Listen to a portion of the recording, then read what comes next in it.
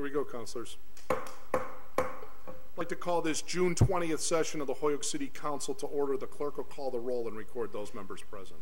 Bartley. Here. Bresnahan. Here. Graney. Here. Jourdain. Here. Leahy. Present. LeBron Martinez. Here. Lisi.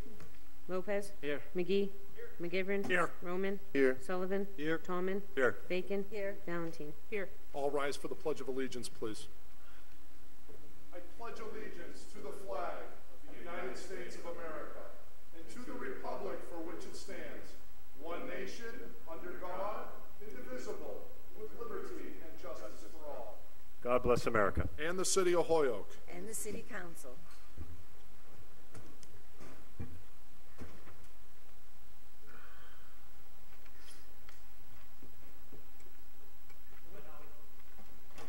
Get the vote first tonight. No. Aren't you happy? No. First time, Your first vote is first no, time he's whatever been it is? number one his entire life. Be nice. Okay. We have 3 items currently on the table, first of which is the FY 2018 municipal budget, which we will be disposing of tomorrow night. We have also 2 committee reports to make additional appropriations from the free cash and general fund to school department. You mean remove from the table? Second. Okay, which, both? Take both? Take them up as a package? All right. Okay. So, and you want to take them up as a package?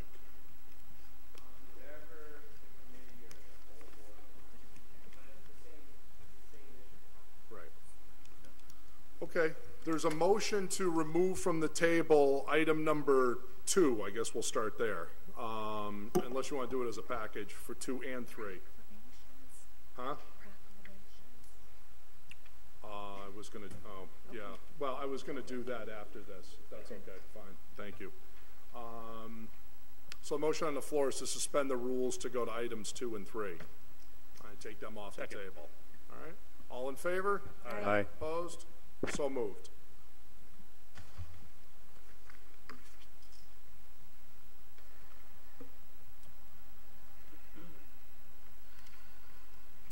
Item number 2 is a report from the Committee on Finance, to whom was referred an order of financial transfer in the amount of $400,000 from free cash to transportation expenses, school department. Have considered the same. Recommend that the order be adopted. Councilors McGee, Tallman, Bacon, and Lopez. Item number 3, Committee on Finance, to whom was referred an order of financial transfer request in the amount of $321,000 from charter school assessment to transportation expenses. Have considered the same. Recommend that the order be adopted. Councilors McGee, Tallman, Bacon, and Lopez. Make a motion to receive, adopt, pass first reading. Second. Motion's been made and seconded to receive, adopt, and to pass the first reading. Under discussion, Councilor McGee.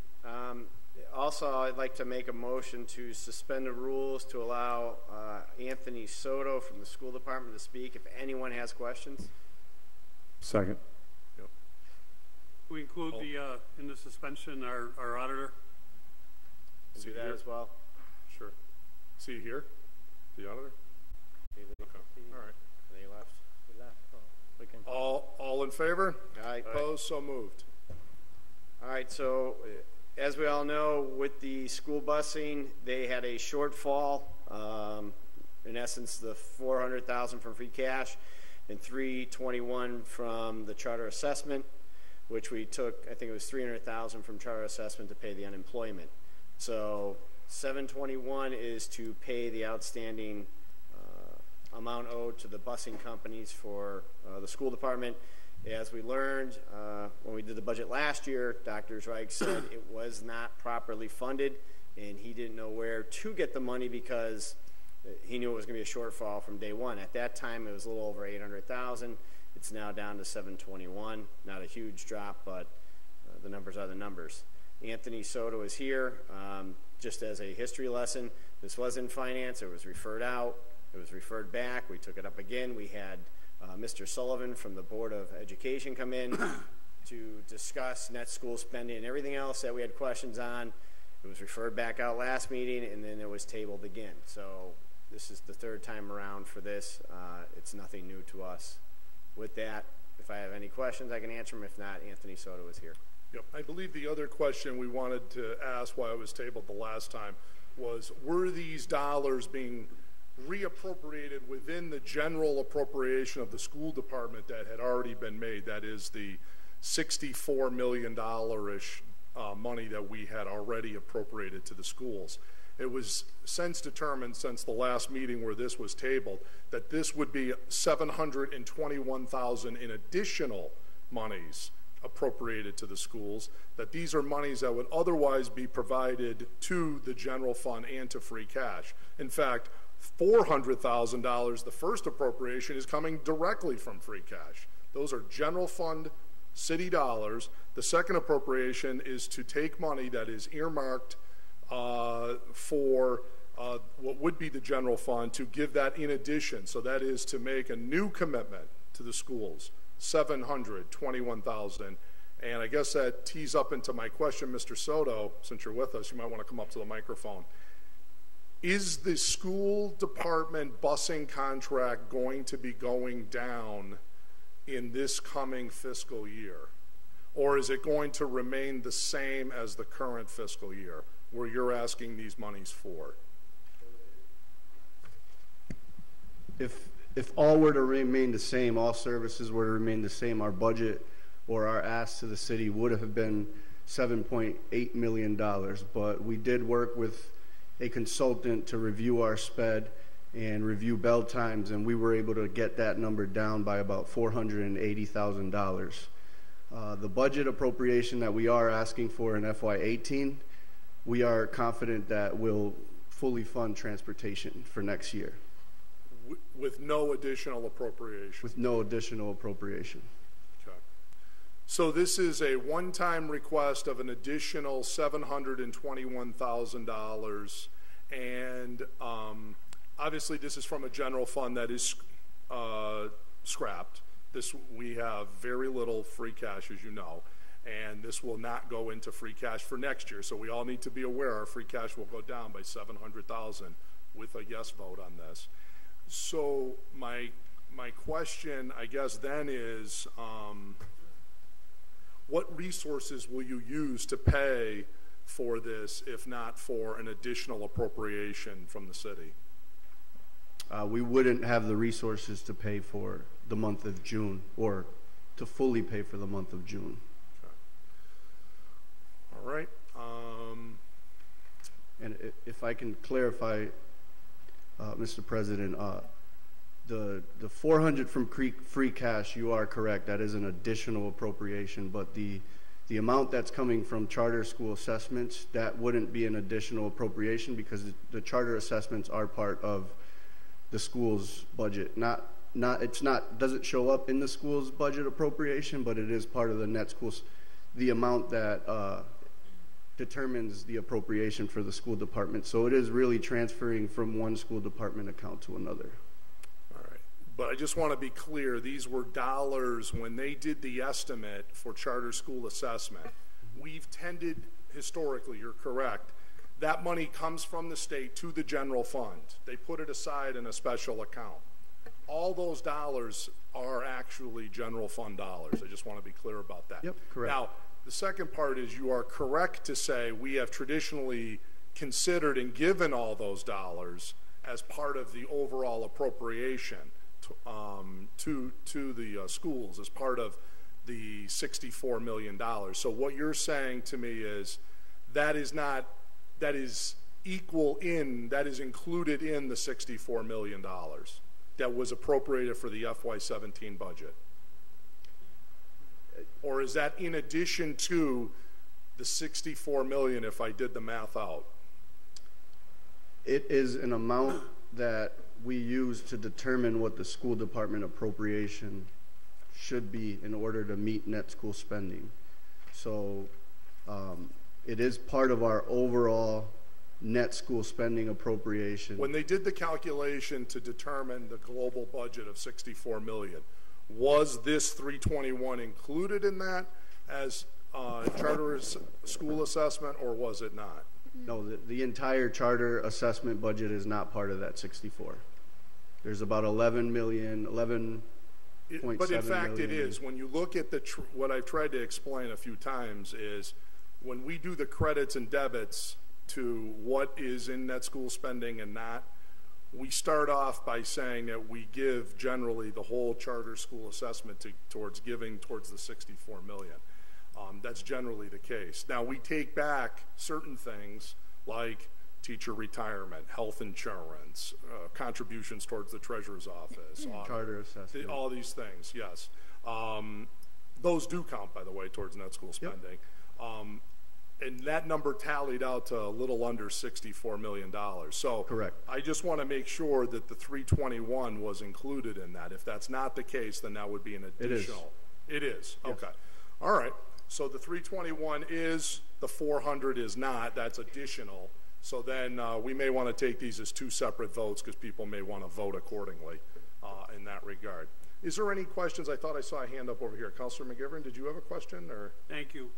Anthony, at the Finance Subcommittee meeting last week when we were discussing a number of things, this issue came up, and you told the committee that if you were to factor in the money that comes from the state and the money that is spent on Holyoke children for education, including charter schools, the budget, your budget, or the city budget, not your budget, but the money that comes through is more like 90 million. That is an accurate statement. Yes, sir. And our auditor, who I was supposed to be here this evening to answer this question, was going to research this, Mr. President, that the charter school money is we've never looked at it in that focus because we have very little to say over charter schools. We never looked at the school department in this focus because until this year we've had very little to say over the line items and still have very little to say over the line items of their budget. But that the $90 million is a more accurate figure of what the state spends on education in Holyoke. Mm-hmm. And I think that indirectly answers your question or concern about the charter school money being part of the general fund and the possibility of going back to free cash because, as we know, education reform and only education reform allows schools to keep those dollars and carry them over into the next year.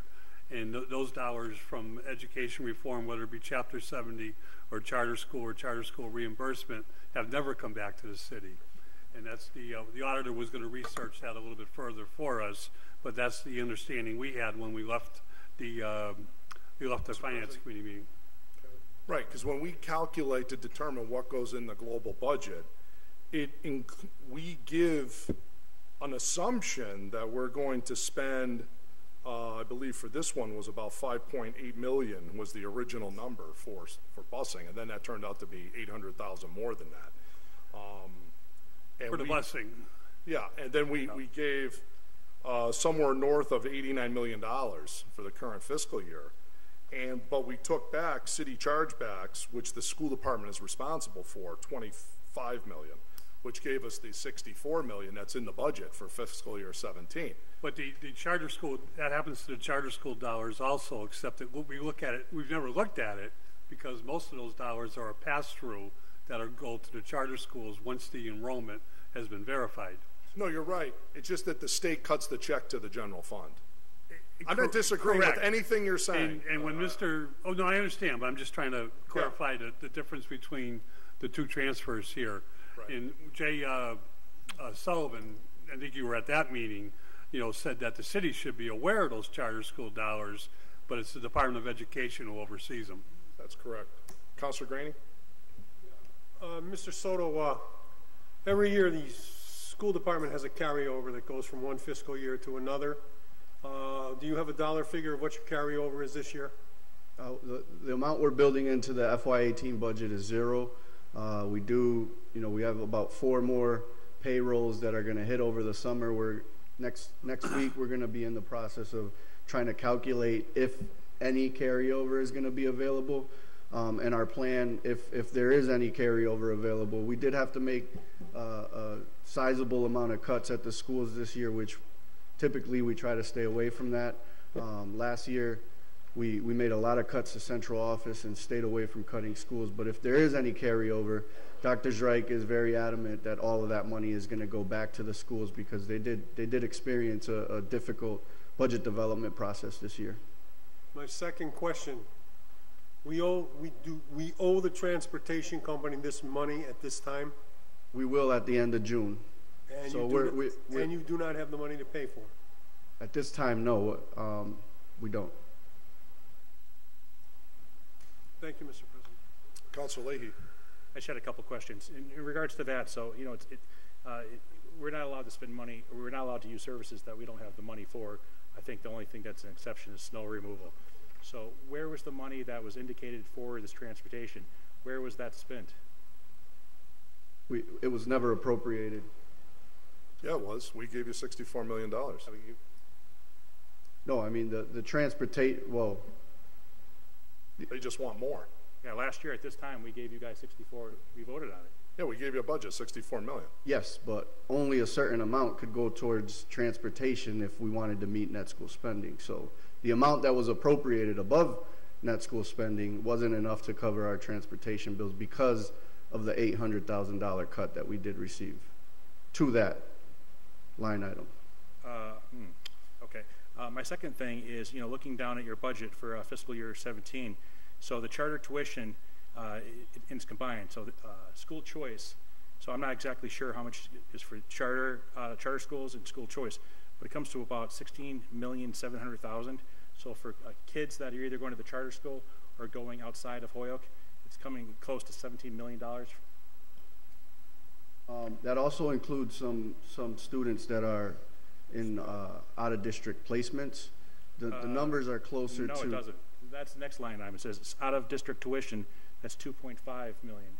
So that would be 16, 17, 18, $19 million. I'm sorry, I thought you were referring to FY18. No. So 18 goes down somewhat for charter school or school choice. Not exactly sure which, but the out-of-school tuition goes up a little bit. May I ask what page you're looking at? Sure, 76. 76? Yep. I'm not trying to beat you up here. I just No, it feels that's like fine. A lot of money that's coming out of our coffers into other, other cities. Okay, so the FY, if you look at the headings on that page, the FY17 amount is 14.1 million, and the FY18 amount is 13.8. Yeah. So what you're looking at is a 5-year projection in the future with very, very high level assumptions. So I think you're looking at year 2022. No, I'm looking at your fiscal year 2017, the first one, 14 million Yes. plus the 2.5 that's out of district tuition. It's right above it. Yes. If you add that, you have 16,700,000 and change. That, okay. so the 2 represents we do have some special needs students that, quite frankly, we don't have the ability to provide the level of services that they need. I'm all in favor of that. I'm not. Okay. If the child's not going to get the services they need, I'm all about that. Okay. But when we offer services that a child can do, for instance, do we track the progress of the students that go out of district? Because although they're in other school systems, those numbers should be, I'd argue, put into our system because they live here.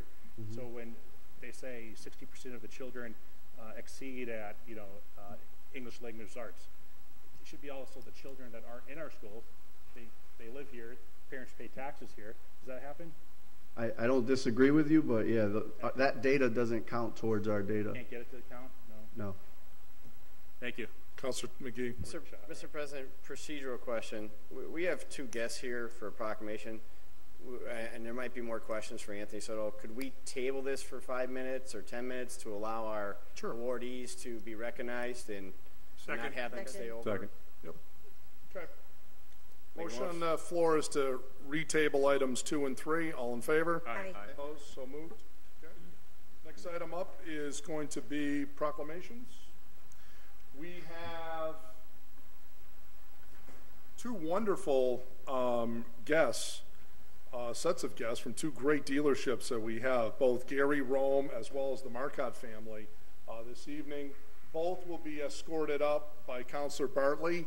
If they'd all come up, please, we would greatly appreciate that. And we have some proclamations to be made.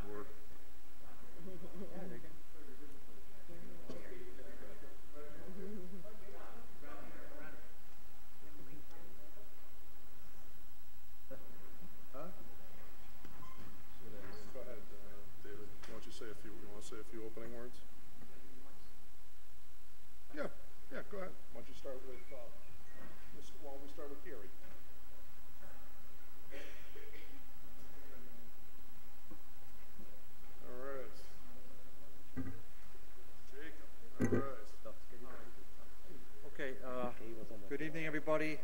Thank you. This is a real honor for me to be here. This was but we do this a lot, just for the public, but we probably don't do it enough, right? So we give some proclamations to really deserving people, and tonight's a special occasion for all of us. And to the awardees, I want you to know that every counselor in this room supported this wholeheartedly and got behind it. I just happened to, file the order, but every single counselor here, or Counselor Lisi's not here, but everybody supported it. And how many times do you get us to agree wholeheartedly on anything, right? Not that often. So it's a real honor, and I just want to double down on that. Just to, we had a proclamation 2 weeks ago with the fire department in here, and this body takes a lot of hits. And I said it 2 weeks ago. I'm so tired of it because we've got some great counselors here to a person, all care so much about the city, and I just want it known and said repeatedly. And I'm going to keep saying it, and I'm going to say on the microphone, when somebody walks up to that mic and bashes the hell out of us, we have to sit here and take it, and we do.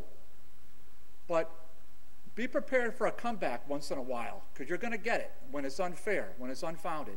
In this case, it was an easy call for all of us. So Mr. President, Madam Clerk, thank you so much for your presence and support.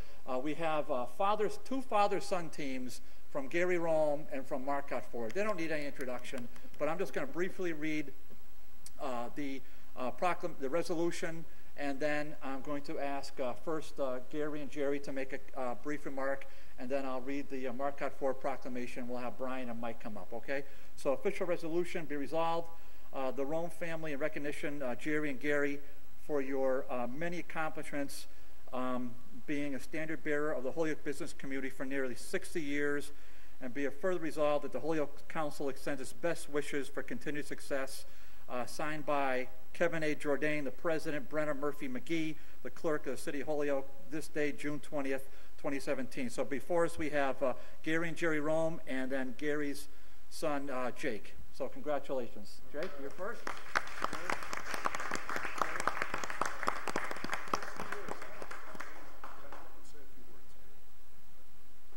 I want to thank the City Council and the people of Holyoke for your support, and I look forward to the next 60 years of doing business here in Holyoke and growing with your support and with the support of the people of Holyoke. Thank you very, very much. This is quite an honor, and I really appreciate it. Thank you.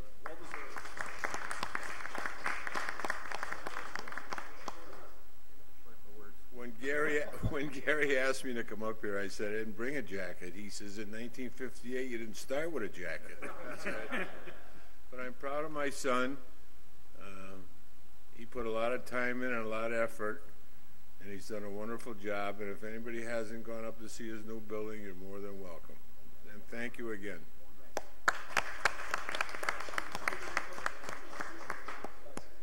Take care. Thanks, Jake. And then our two for one special. Be it resolved that the Holyoke City Council extends its congratulations to the Marcotte Ford family, its managers and employees, in recognition of 50 years of service and a community partnership with the city of Holyoke. The Springdale neighborhood, I want to make sure I got that in, would not be the same without you. So I want to make sure I get that for the Ward 2 Councilor. Be it further resolved that Holyoke Council extends its best wishes for continued success. Signed by the President of the Council, Kevin Jourdain, the City Clerk of the City of Holyoke, Brenna Murphy McGee, on this day, June 20th, 2017. So we have before us two people that need no introduction, Mike Marcotte and Brian Marcotte, and thank you again.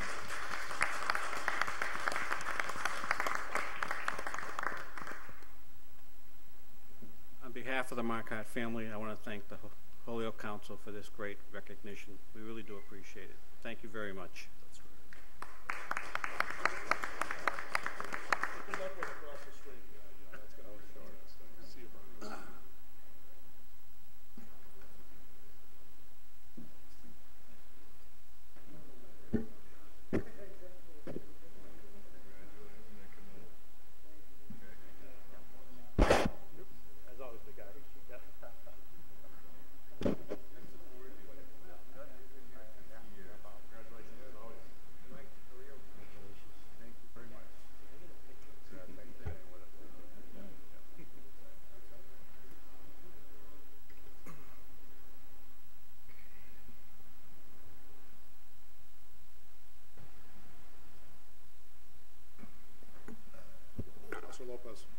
Can we also go out of order to item number 23? It's Anthony's here.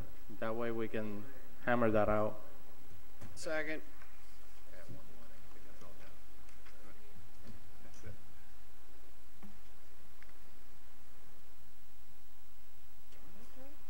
Sure.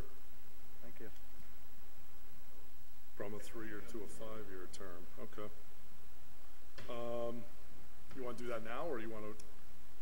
Or you want to do it after we do our the two wonderful discussion that we're having? Okay. Yes. Yes. All right. Thank you. Okay, so we'll keep me in mind. Remind me of that 23 as soon as we get done with this. All right, is there a motion to remove 2 and 3 from the table? Second. All in favor? Aye. Opposed? So moved. So continuing our discussion of items 2 and 3. Any other questions, thoughts, comments? Hearing none, I'll just say on item 2, I guess I could warm to 3 in light of the fact if it's the same based on the representation I'm hearing. But here's the reason I could never support 2. Is basically what I'm saying is I'm going to take these funds away from the police department, the fire department, all the DPW, all the other city departments that will rely and count on that free cash to determine whether or not we have sidewalks and da-da-da. The school department has to live on its budget like every other department has to. We don't just let the police waltz in here and say, oh, we're sorry, you know, we need an extra $400,000 and that's the way it goes. It just doesn't work that way. You guys need to go see the state. Maybe they've got a much bigger pot for an oh, oops moment. You know, the contract came in higher or something. We simply don't have it. It's a recipe for failure. Your budget, you could use a lot more money. The illusion of about the $90 million is absolutely true. Much of it goes to the charter. Much of it goes to this. You get a lot of grant money, things of this nature. Lots of money have been wasted over the years relative to the school department office. I mean, we could go ad nauseum on all of these different points. The point of it is we make a huge commitment. We give $10 million a year towards that budget from the people, Holyoke taxpayers, out of their back pocket to this school department. On top of that, we give an additional $8 million in various city chargebacks, ranging from anything from health insurance to retirement fund to all these things. So $18 million from our community is really as absolutely generous as we could be. We don't have it to give you. I can tell you that we're down to no free cash.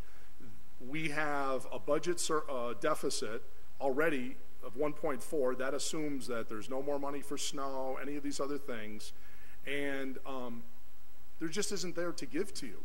And anybody that says, well, here's the $400 from free cash and go pay your bus bill, you know, we don't have it.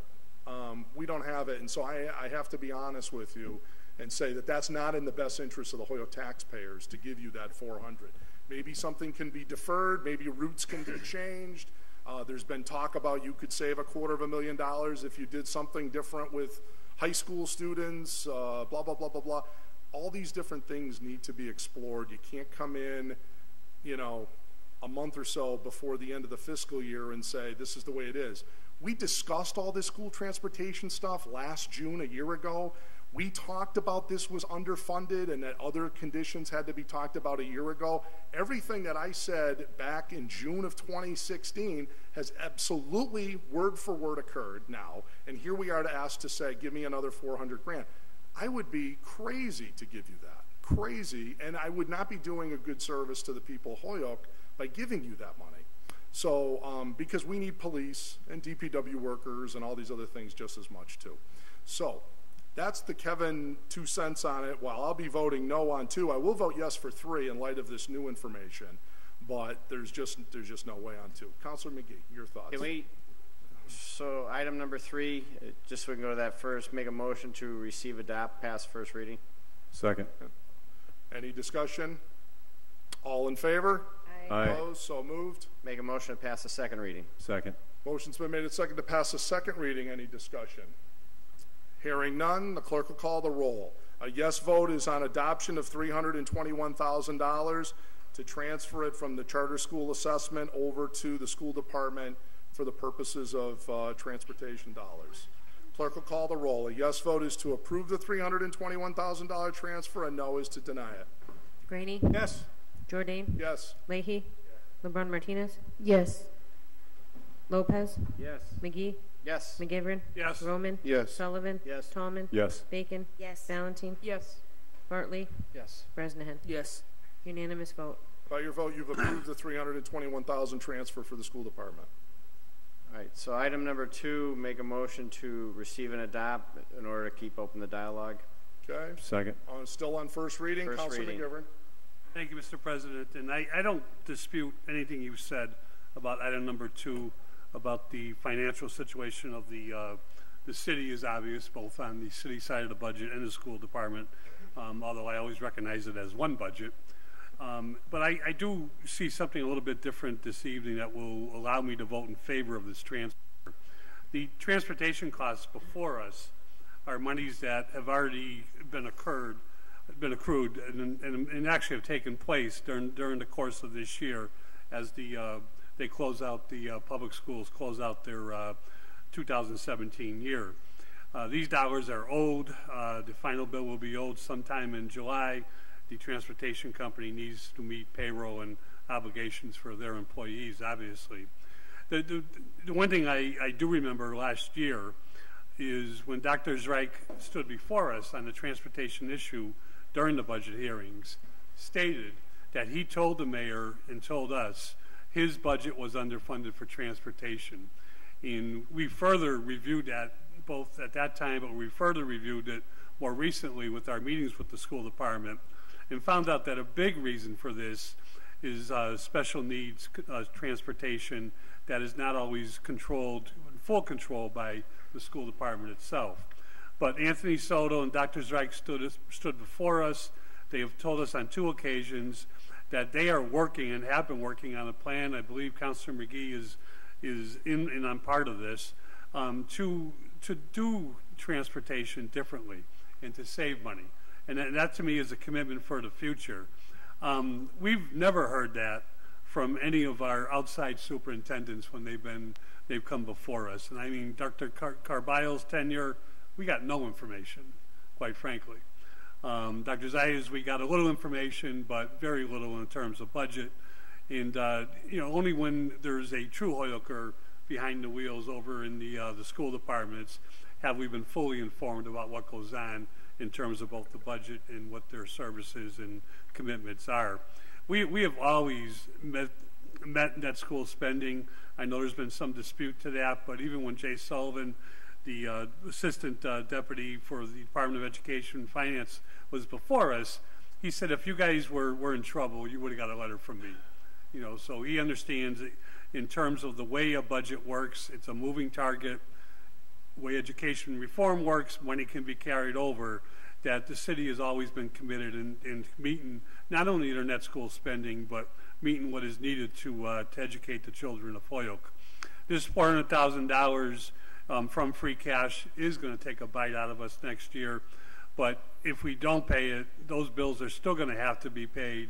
And if the school department is in that deficit that they told us that they're in, even with the budget that is about to be passed for schools for next year, there's a good chance that they'll be forced into a layoff situation, which quite frankly I can't believe. And I told Dr. Zreich I thought it was very, I didn't want to use the word mismanagement, but very unthought out dollars that were spent during the crisis of what we are facing to allow for that much unemployment to be necessary. And there hasn't been any cutbacks in the schools. There's just been layoffs. And these are layoffs of people that have worked for the city for many years, and they've been replaced. Clerical people have been replaced by administrative people, 2 administrators doing the job of a number of clerical people that were doing it before. Teachers have been replaced, some because they didn't get their certification, but others because they felt they weren't doing the job that was needed for the schools. And I understand that, but $1 million of unemployment insurance this year. But transportation is something that they've come before us. They have shared a lot with us in these last 2 months. Last year when we cut the budget for the rent on Suffolk Street, they put their best foot forward. worked with the city council, worked with the city, and came up with a plan and are still working on a long-term plan. I'm going to vote in favor of the $400,000 so that the bills the city owes are paid, and hope that we can continue to work to resolve a lot of these issues. Mr. President? Councilor Bacon. Thank you, Mr. President. Just two quick comments. I will be supporting this tonight only because $480,000 has been reduced in the next budget, and that we have been promised there will be no additional monies sought. I also request that the school superintendent share with the city council in the event that there is carryover at the end of the year. Right now you're projecting 0, but if there is carryover, I would request that any carryover that is remaining in the school department be made known to the city council. We are facing a $1.4 million budget deficit, which is at least as extreme and severe as anything the schools are facing. And I mean, the reality is we're all one city. We're just different parts of the city struggling to meet the needs of all the people who live here. And so as we're moving later in the year to balance the budget, I think we need to have that information before the council. Thank you. Councilor Graney. Yes, I will support this only because we owe the money. It's got to come from somewhere, as Councilor McGivern said. And secondly, the transportation of our students, it's a direct service to our students and our families, and we need to own up and pay it. Thank you. Okay. Councilor McGee. Yeah, for Anthony, if you can go back up to the mic. So we have 10 days, and the year will end, and the bill you're saying is roughly $400,000 to get you to the end of to June, so it's just 10 days, 11 days, correct? Yeah, in total, our monthly bill is probably going to be around $780,000, I believe. All right, so we gave the 321 to help attack that number. Go with bad case scenario. Doesn't pass tonight. We're going to owe roughly $400,000 for July. How long do we have in order to pay? I believe 15 days. Do they give extensions? Do they give extensions with that, knowing that there's, you're trying to find the finances, move things around? I would have to check the language in the contract, or touch base with Stephen Schmuck, who's the vice president of Durham. How long did they? When was the last time you made them a payment already? You've been paying every month?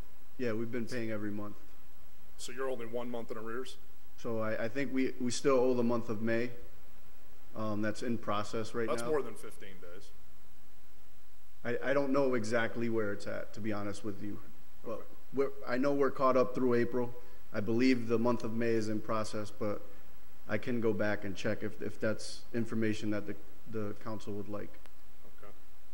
Yeah, I'm just trying to do time frames here. For us, like I said, worst case scenario, let's say it wasn't passed, the $400,000 will carry over back into the general fund for us for start of the new fiscal year.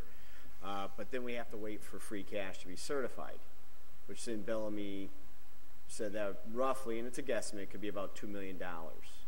Which then, if you look at the shortfall, we're about 1.3 to 1.4. Depending on what we do tomorrow. Correct. We'll get to that. At the most. But that is the issue. You'd be at 700,000, then you're adding this back into the pot. That's right. But you'd have to wait in order to get free cash certified to deal with that.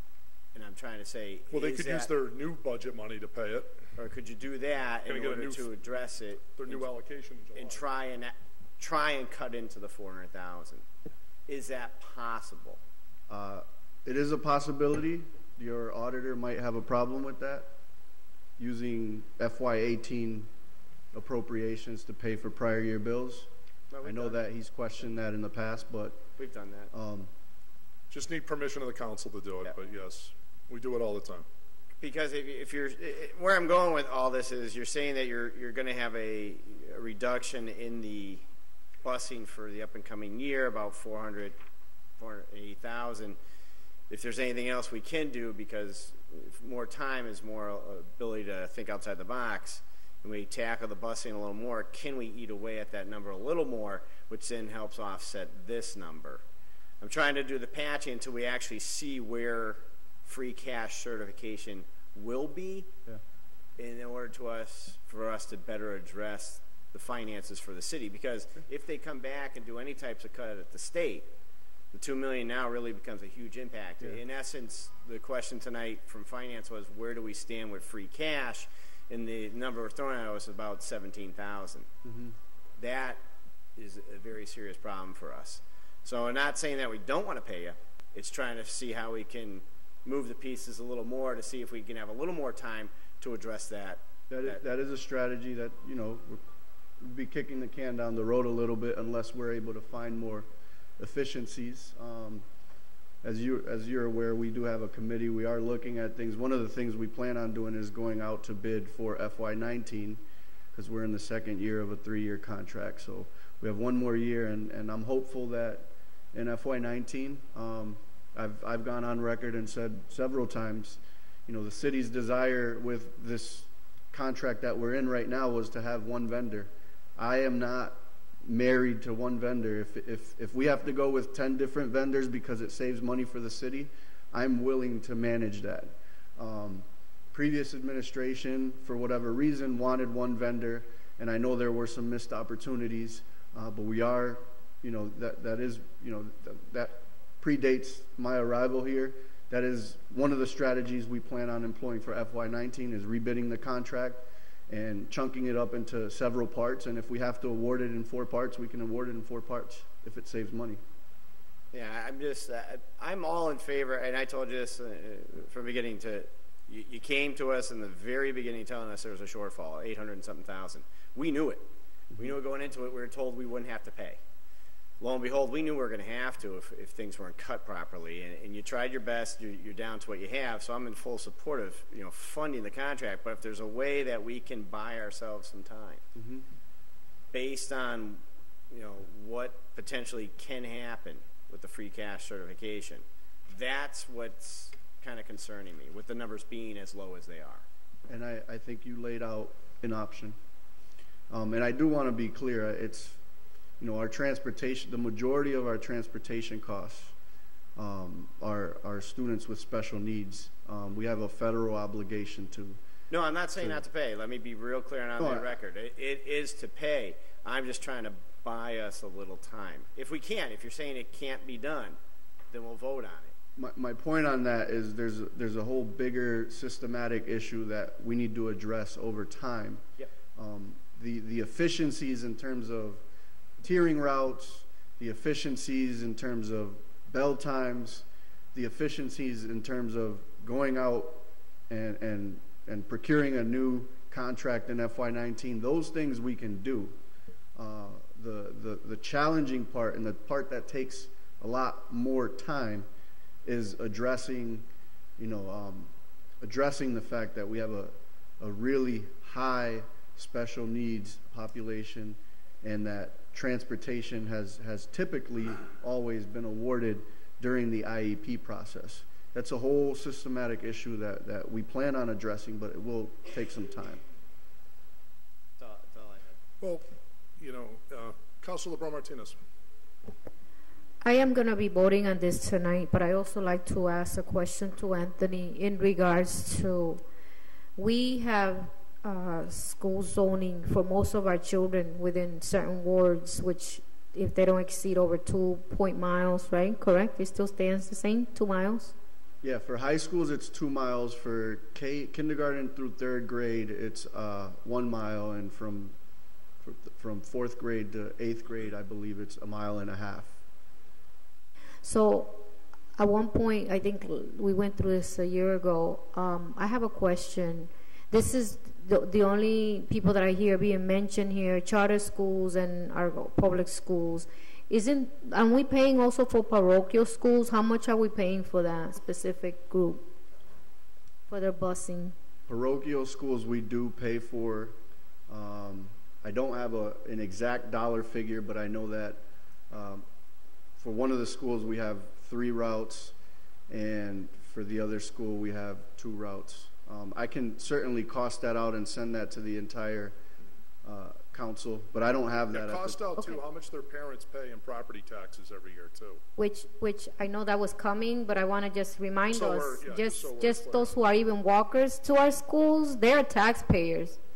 They are taxpayers, so let's make that clear. Our kids that are walking to there's people working within our neighborhood, so that's not an assumption that we're not paying taxes. I just want to make sure we have this broken down because my kids go to the public schools. I pay property taxes. Yeah, and I did too when I was on it. But I'm just saying that was coming, and I'm just trying to get an answer because to be fair, to understand, because I also know that there's we're traveling using the McVinto fundings, which is for those homeless issues. So we have to break this down to understand the reality of where these busing issues are coming from. Because tonight I'm voting on it in regards to what we take away from one line item or whatever we think we are not going to cover. At the end of the day, the affecting individuals are going to be the children of our public schools because they have to cut teachers. They're going to have bigger classrooms, and there's a lot of other resources that are taken away when we're considering not to vote on something like this. So thank you. Couple observations again to follow up, Anthony. First of all, your budget isn't being cut for next year as it relates to school transportation. So along the lines for what Councilor McGee is going with is, if you can save $400,000 next year, why not make it this $400,000 right here and just save it in next year's budget because we're level funding it. Okay. In fact, there's actually an increase in your budget of approximately $300,000 proposed. For city money. Number two is, this is nothing about, well, it's transportation and it's kids, and that's the eye off the ball. The eye off the ball is we pay these people significant money to balance the budget that they have, and they never can. And every time they keep coming in, I'll save money more than the last guy. They spend more money than the last guy. I have yet to see anybody spend less who's been in your position or Dr. Reich's position than the people before them. The budget keeps going up. It's a mathematical fact. And you have less students doing it. When I started here, that's not a question, that's a statement. When I started here, they had 7,700 students and the budget was $18 million. We're down to 5,800 students and you're spending about $90 million. I mean, you do the math. It just, and they still can't, it's an insatiable money. It's like giving steaks to a lion. It's absolutely insatiable. So they have a budget. We point out this obvious mathematical fact at the last budget that they come in, yeah, I'm short $800,000 for my transportation. Mayor says, I got this. We're going to have budgetary efficiencies, and we're going to do this and do that, and then comes in at the end, at the very end of the fiscal year, says, oh, on second thought, here's all the money. Apparently there was zero efficiencies. The only time anything ever gets repaired around here is when we cut it. Magically, we cut Halo in half last year. Guess what? It's out of the next fiscal year's budget. We cut the school department rent for a period of time in half. We ended up restoring it. Now they're all of a sudden, we only need one floor, not two, so the budget goes from 320 to 160. Are we noticing a trend here? If we impose these financial limitations and say, you have $64 million, do what you wish, you're the pros, magically they'll live on $64 million. But if it's every time they come in here and cry on our shoulder for an extra $500,000 here or 400 there, and we give it to them, what's the lesson? They'll be back. They'll be back. And they're going to be back next year with some new tale of woe. That's the way this system works, unfortunately. No fiscal discipline. And the sad part of it is, now it's not like we're just taking it out of the piggy bank and it would be nice to earn interest on it. Now we're cutting draconian cuts in the fire department. We're taking equipment offline, and now we're going to say, we didn't need that money in the general fund. This isn't the only thing. To say, well, this is important, is to say firefighters are not important, or to say cops are not important, to say snow removal isn't important. It's a zero-sum game, folks.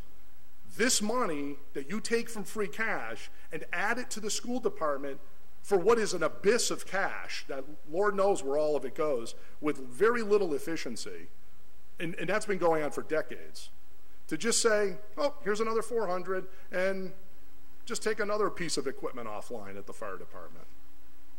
I don't feel, I mean, that's just me. I cannot say how we can do that and say we're good fiscal stewards. We have to hold not just them, all these departments to their budgets, all of them. So, everybody have an opportunity to say what they want. Councilor McGivern. One thing I forgot to say, Mr. President, another thing we learned through the process of talking with the school department the last month and a half is we have the highest special needs student population in the state. Mm-hmm.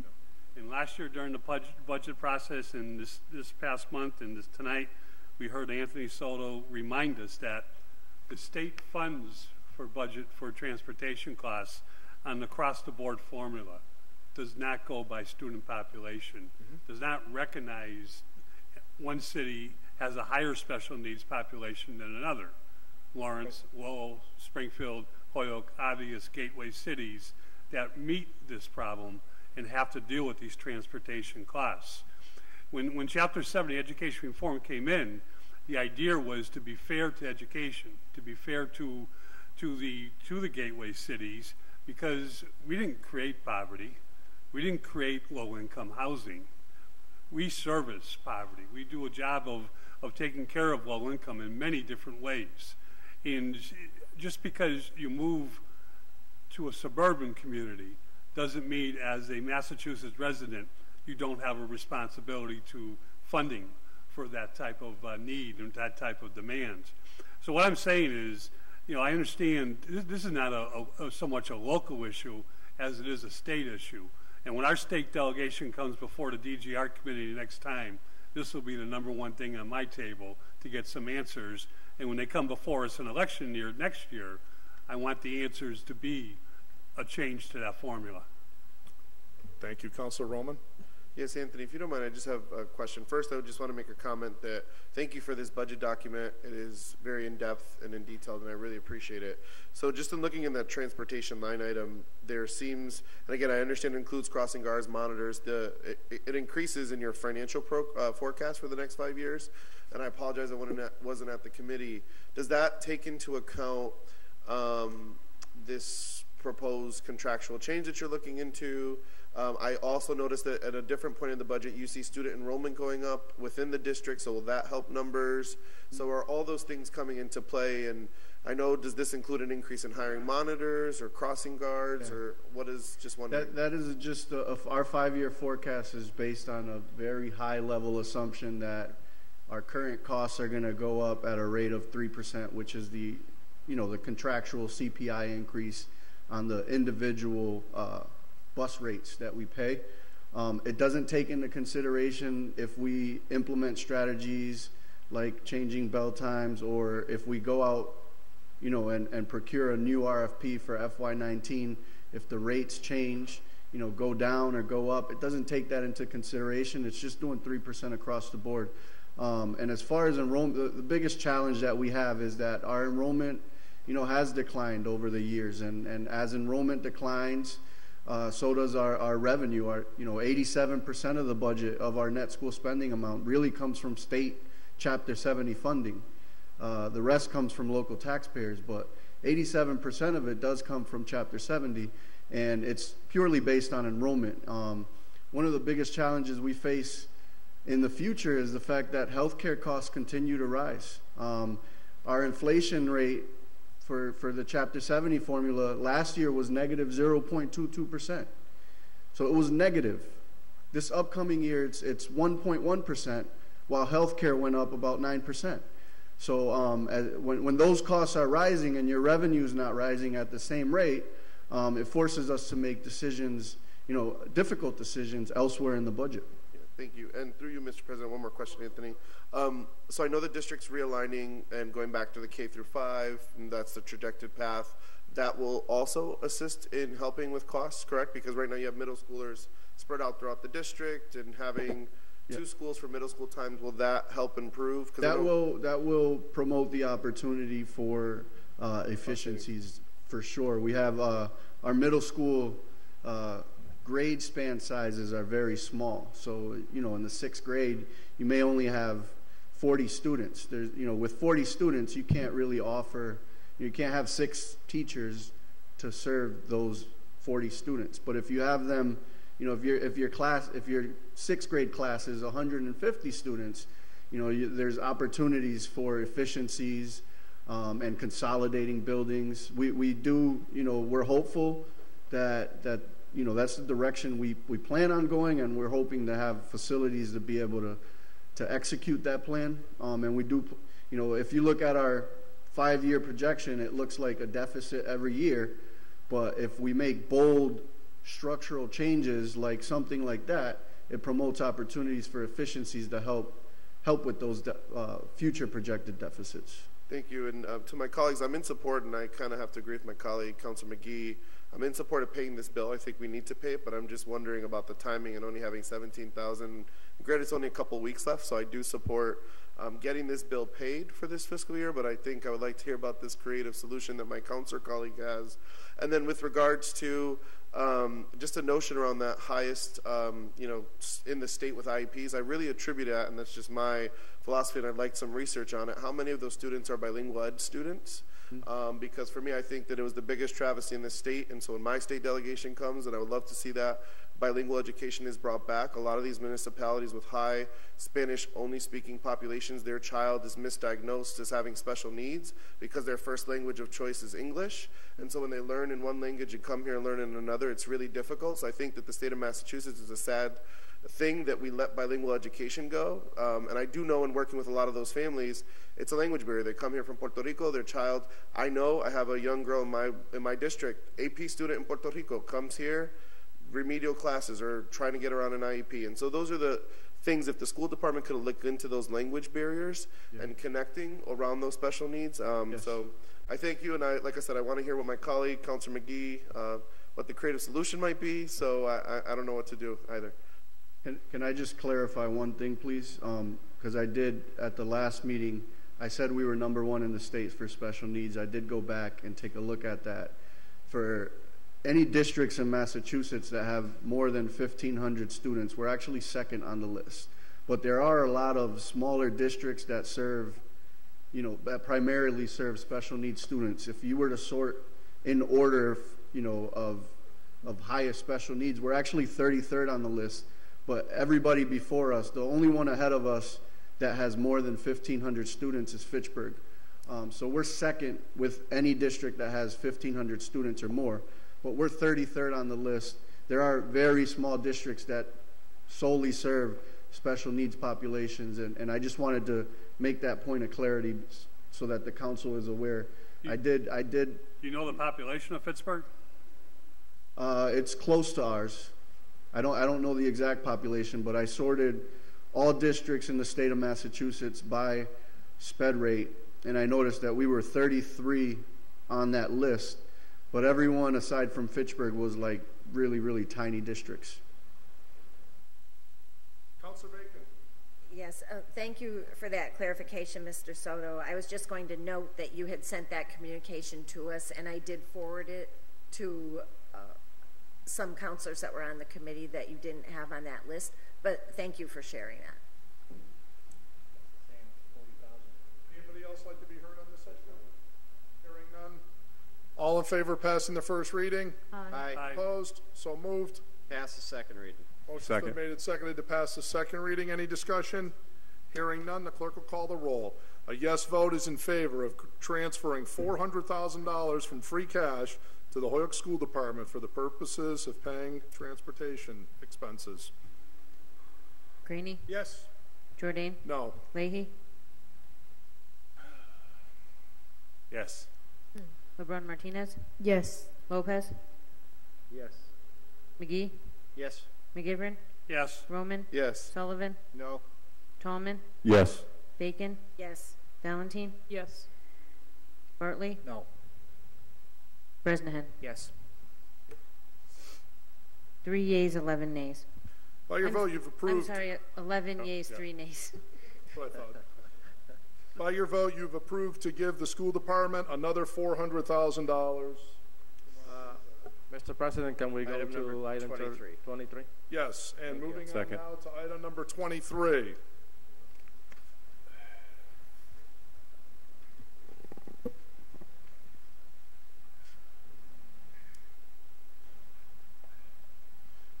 We have an order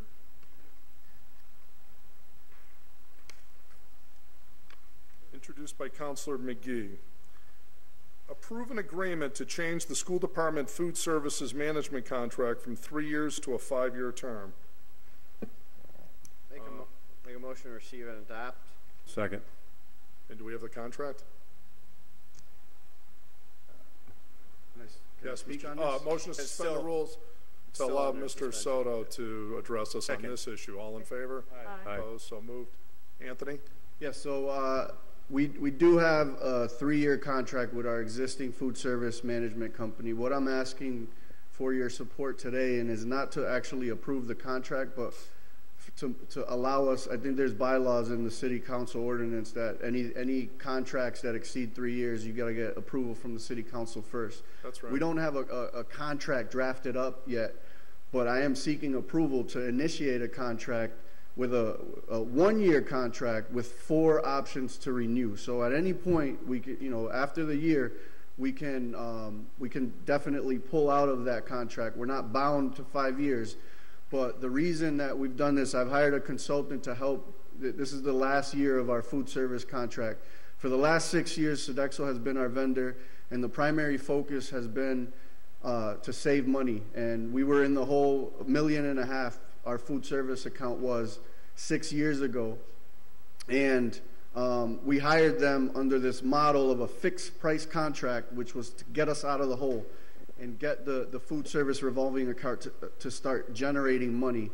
What I didn't like about that when I came in is that it was very apparent to me. I worked in Springfield for 10 years, and they had Sodexo.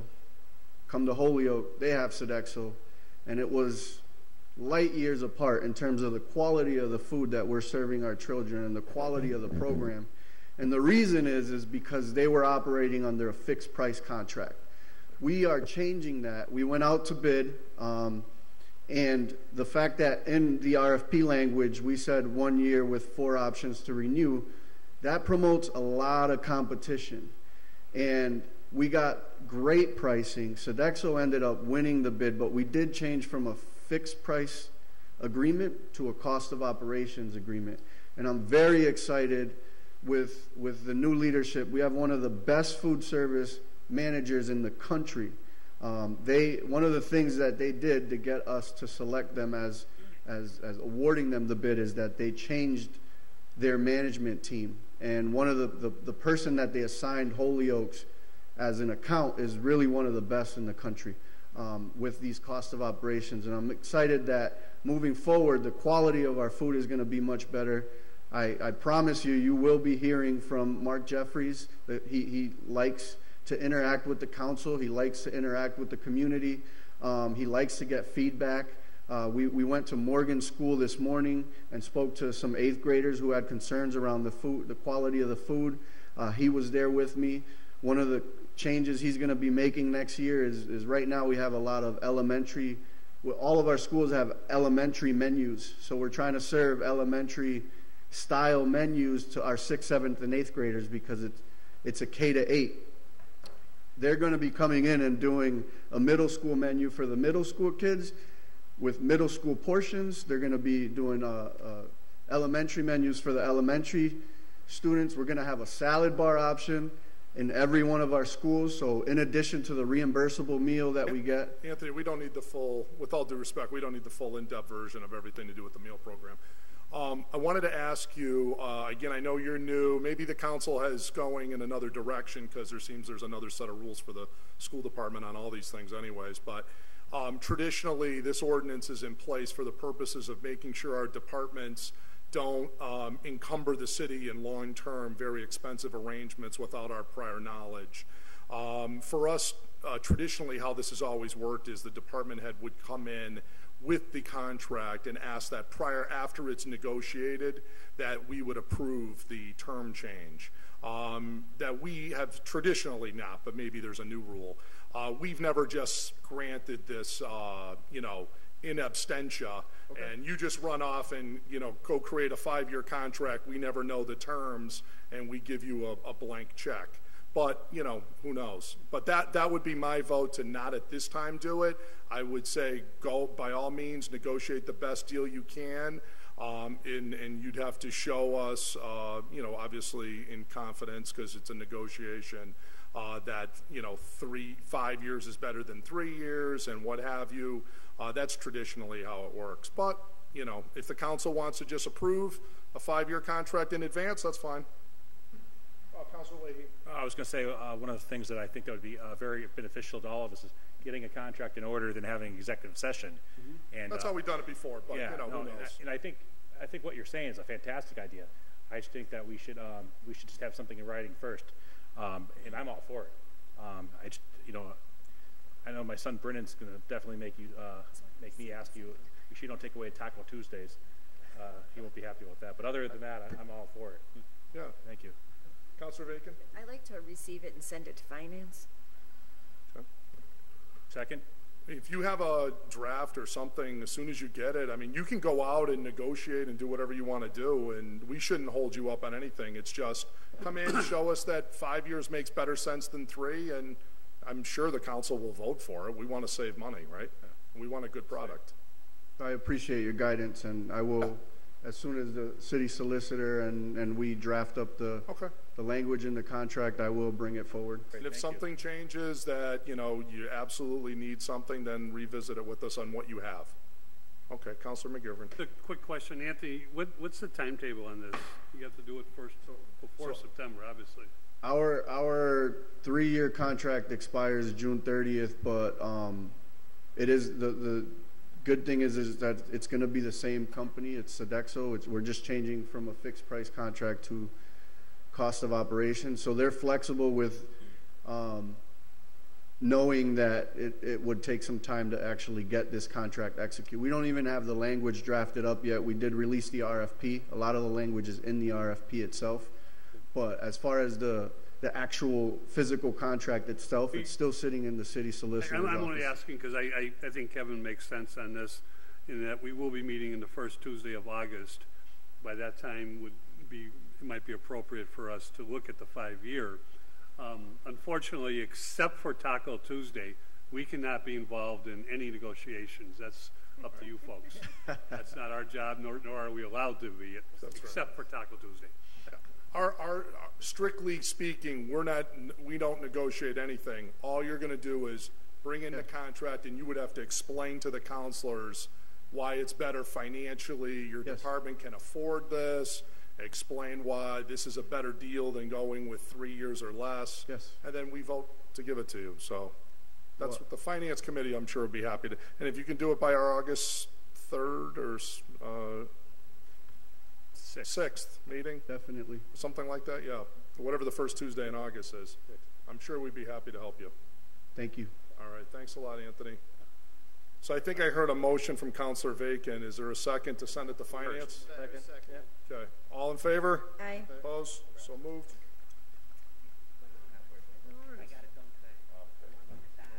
So we're now at public comment. And no night would be complete if we didn't have a couple of our public commenters. And the first one certainly needs no introduction. Owen Broadhurst, 1328 Northampton Street. Owen, welcome. Thank you very much. I am Owen Broadhurst at 1328 Northampton Street. An item before the City Council's consideration this evening concerns a report from the Ordinance Committee with regards to methadone and Suboxone clinics special permitting process. The particular ordinance I contend to be hate speech. I want to expound upon this. This ordinance, its language, is hate speech. I must urge all concerned to please keep in mind what prior wording betrayed in terms of motivating factors acting as impetus behind the mere consideration of such a proposal. it is transparently clear from prior wording how the very notion of such an effort is ultimately grounded in obvious efforts to stigmatize and marginalize particular populations. I contend the language to be hate speech. Let's look at the language. 7.11.1, purpose. It's stated in the very purpose of the statute. The following language: should not provide a location for patients to wait for treatment in the vicinity of children. Along with such phrases as pose a direct threat, such language is frank in admitting as a purpose to such proposal efforts to malign and demonize recipients as living threats via merely their existence to both children and the community at large. Such language makes very clear that program recipients, who may be children or parents themselves, constitute a prima facie threat to children whose merely being in the vicinity of children somehow also constitutes a threat to public health and safety. This is dangerous and demonizing language. This is hate speech. It is demonstrating in itself, through its very wording, how dehumanizing an entire population is a genuine impetus, indeed, the purpose. We see this further revealed in language as follows: 7.11.3, special permit.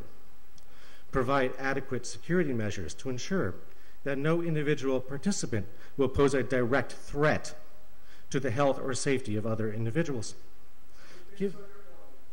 Given language within 7.11.1 indicating that recipients should not be within the vicinity of children, and how the situation of vicinity is defined as a public health and safety threat, the language presumes all recipients are such direct threats as somehow require special security measures.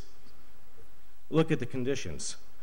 200 feet from the nearest residential zoning district, 200 feet from public or private elementary school, middle school, elementary school, secondary school, 200 feet from a church, library, park, playground, playfield, youth. I trust my point is made. Yes. This is stigmatizing language. This is demonizing language. This is hate speech. It needs to be recognized as hate speech. It needs to be condemned as hate speech. All right. Thank As you. always, Owen, thank you. Next up is Audra Bassett of 966 Main Street. Audra, welcome. Hello, I'm Audra from 966 Main Street. I wasn't able to attend the meeting last night for the members seeking a position on the community committee. The CPA committee. I'm very nervous to be on a microphone, so I apologize. I just wanted to come up tonight and say hello. Most of you recognize my husband. I'm always the silent sidekick in the matter, so to me this was something that I wanted to step forward and be a part of.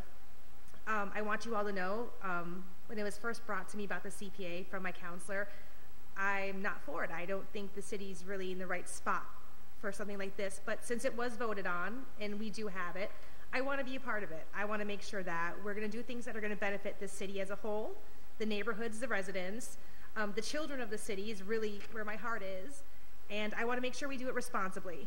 I don't feel I want to rush into anything. I really like to get in and investigate things. When companies have come into our neighborhood, we have met with them, mostly with Nelson, to make sure they're going to benefit the city and the neighborhoods.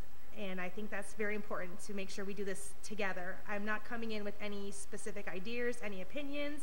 I'm not coming in with any groups of people. I'm just coming as a citizen, a taxpayer. I'm a mother. I work for the Holyoke schools. I work with children all day. I see a need, I feel a need. And that's really where it is for me. And I just want to put a face to the name. Thank you. Thanks. Sorry for your loss, too. Thank you so much. We appreciate you applying. So that concludes our public comment for this evening. Mr. President? Yes, Councilman. Can we go to late file orders, letter E, which I think is the fifth one? Okay.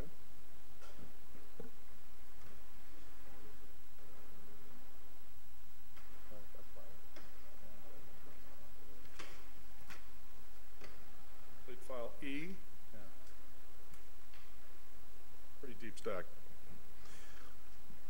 Late file E is introduced by Councilor Leahy. The City Council appoint 3 members to the CPA committee. Make a motion to approve and go to the first ballot. Second. Okay. Well, just a couple things. One is I actually, with the help of the city clerk, have that item on the agenda. So we do have 57, which says 2 but should be 3 to do our at-large members. The other thing that we have is we also have the committee report. So what I think would be best is if we suspend the rules to take up all 3 items in one swoop. So moved. And we dispense of it, and then I would like to entertain Councilor Leahy's motion, and then just add one caveat to that. So let me find my Public Service Committee report. It's not listed on the agenda. Oh. Didn't you have it? You took up the committee report. Last night. For some reason, it didn't make the agenda. All right, so we don't need to do that then. But that should have been there. That's why. So why don't we do? Yeah, why don't we do this? We could make a motion to remove from committee the item related to the CPA committee. So moved. So we did that. That's in the motion. So all in favor of that? Aye. Aye. So moved. It was approved 4-0. It was approved 4-0. They interviewed the candidates, came in Monday, and I want to thank the chairman and the rest of the members of the Public Service Committee for disposing of that on this quick notice, because I felt it was only fair to our candidates that we do this before the summer break. And number 2 is the other departments are appointing their members, and I want to make sure we have a full complement of a CPA before we go on break. So we're looking to achieve that this evening. Okay, so we have that. We have item number 53, which 57. is 57. I'm sorry, 57. Which needs to be amended from 2 to 3 because it was a typo and there was a lot of confusion in the community about it. And, oh, really? And it came up last night in busy public day. service. So just to be really clear that it was 3, not 2. Exactly right. Yeah, so Brenna, after consulting with me, filed this with my name, but there was just a typo of 2. It should have been 3. These are the at-large members. So motion to take, suspend the rules to take up the now removed item from the Public Service Committee, the committee report, items 57 and late file E, all as a package at this time. All in favor? Aye. Aye. So moved. Motion to amend item 57 to say from 2 to 3. So moved. Second. All in favor of that? Aye. So moved. Okay, very good. So now I'm going to ask for a motion to adopt the committee report, which was just to interview the candidates, 57 and late file E. All in favor of adopting this? Aye. Opposed? So moved. Okay, so in the ordinance, we have leeway in that. Before you start that, can I just give the names of the people that came in? Sure. So the counselors in the back of their mind now. So, ladies and gentlemen, last night we had in order was Kip Foley, Andrew McMahon, Kevin Harmon, Elaine Pluta, and we all should have received a nice email from the lady who just spoke at the podium, Miss Audrey Bissett as well. 1, 2, 3, 4. So those were the 5 names that we that went out, that were notified. It was on the website. It was also outside Brenda's office as well. Thank you. So Pluta, McMahon, Bissett, Foley, and who was the 5th? Harmon. Oh, yes. Yeah, Kevin Harmon. Harmann. Yep. I knew his father, Carl. Oh, Carl. He was up on Charles Street. Yep.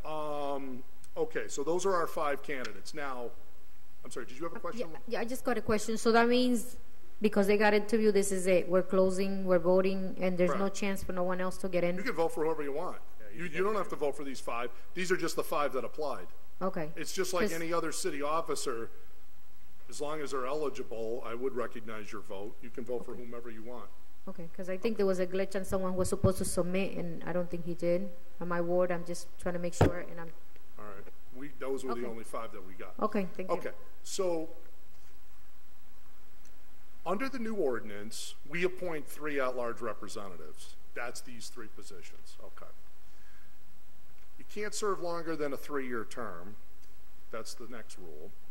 What I am recommended to the council and we discussed this in ordinance when we drafted it, was to have for the council appointments, since there's 3, we do a staggered appointment system so that we vote on one every single year, just with the regular other city officers, just like Water Commission and the geriatric when we did those, and the assessors and all this. And this way you'd have one that would come up every single year. So what I'm recommending to you is that we designate one of these a 3-year appointment, one a 2-year appointment, and one a 1-year appointment, and it would go every January. Okay? So as opposed to a group of 3 and then voting on 3, because it's very difficult with our balloting system, the way that we do it. We usually pick one candidate, whoever gets that, and that type of thing, and potentially I just think that would be a lot more organized. My other fear is that if we don't put this in with the rest of our city officer positions every year, we may forget about it and all of that. It just, for the future, I think this would be the best, most organized way to do it. And so what I would recommend, if there's no objection, is that we designate a 1, 2, and 3-year term at this time for these positions, and then we'll take a vote for the 3-year candidate. I would say probably first. Whoever we vote in as that, then we have the other 4 candidates or more. You can add on another candidate for the 2-year and then the 1-year, and then we take it from there. Does that seem reasonable to everyone? Any questions on that? Okay. So I'd like to have a motion to appoint one of the 3 at-large positions to a 3-year term. Would end in January of, let's see, it's what, 2017? 2021? No, it'd be 20, we do it as 2020 because the next one will be, so we'll do 2020, 2019, and 2018, okay? All right. So this would be an appointment that would end, actually I would recommend, since you vote in January, I'd make it a term that ends January 31st, 2020 would be the first position, okay, Madam Clerk? So we'll do it, so this way if the council meets on after you organize, you'd have at least your first 2 meetings in January to get the city officers done. This way you're not under the gun. Councilor Bartley. Mr. President, yeah. Let's just clarify that for me. So the 3-year term ends in January of 2020. Did I hear you say that right? January 31st, 2020. Okay. And the 1-year term ends in 2018 of January 20. That's next year. So. Well, yeah, because then that person would be eligible for a 3-year appointment at that point. We want to be a year. So they're not going to get quite a year. They're going to get like 7 months. 5 months. Well, it's June. 5 or 6. Yeah. No. Yeah. Why can't we just make it? Well, why can't we do it 19, 20, and 21 just so they could get their feet wet? I mean, because then you're going to be in a situation where you're appointing to somebody longer than a 3-year term. You'd actually be giving them 3.5 years, and you're not allowed to do that. The max term is 3 years. So for this startup, you can't exceed 3 years. Let me put it. Why can't we end a term June 30th? I just think, do you really want to have a 6-month lag between when you vote in January to have it in June? We don't normally do that. For example, the water commissioners, their term ends in February. So if you vote in, like we voted in a new water commissioner this past year, his term started in February. Councilor Valentin. Thank you. Oh, Councilor Bartley, are you all set? Yep. Okay. I don't know that I feel comfortable with the staggering of the years, and I'll explain why. I was here last night for the interviews, and the folks that submitted their interest came in to meet with us. I feel that us making a very subjective call on who should be 3 years, who should be 2 years, who should be 1 year is going to be really hard to kind of narrow down what the criteria for that should be. I think that this is the 3 folks at large that we are appointing are one part of the puzzle of the makeup of the CPA committee, and so I would trust that the other folks that are making up the committee will be able to maintain, whatever consistency in terms of training folks, everybody getting filled in, whatever it is. I just feel that I don't think it's fair for the folks that took the time to apply. And by the way, I want to echo a little bit of what Councilor Lebron Martinez was talking about, that, you know, I understand that when there's vacancies on boards and commissions and all these things, you know, we say, let's put it on the city website, let's put it outside the city clerk's office, and some folks feel that that's enough. I feel that we should do a more concerted effort to really try to recruit more folks to be interested. You know, I did what I could in my ward to spread the word and say, if you're interested, put your name in. But, you know, I need to be completely honest that last night, even though we saw some fine candidates, I definitely would have loved to see more folks from the lower wards. I was disappointed to see that there were no people of color who were presented, you know, as candidates. And again, it falls on where we advertise, it falls on how we do it.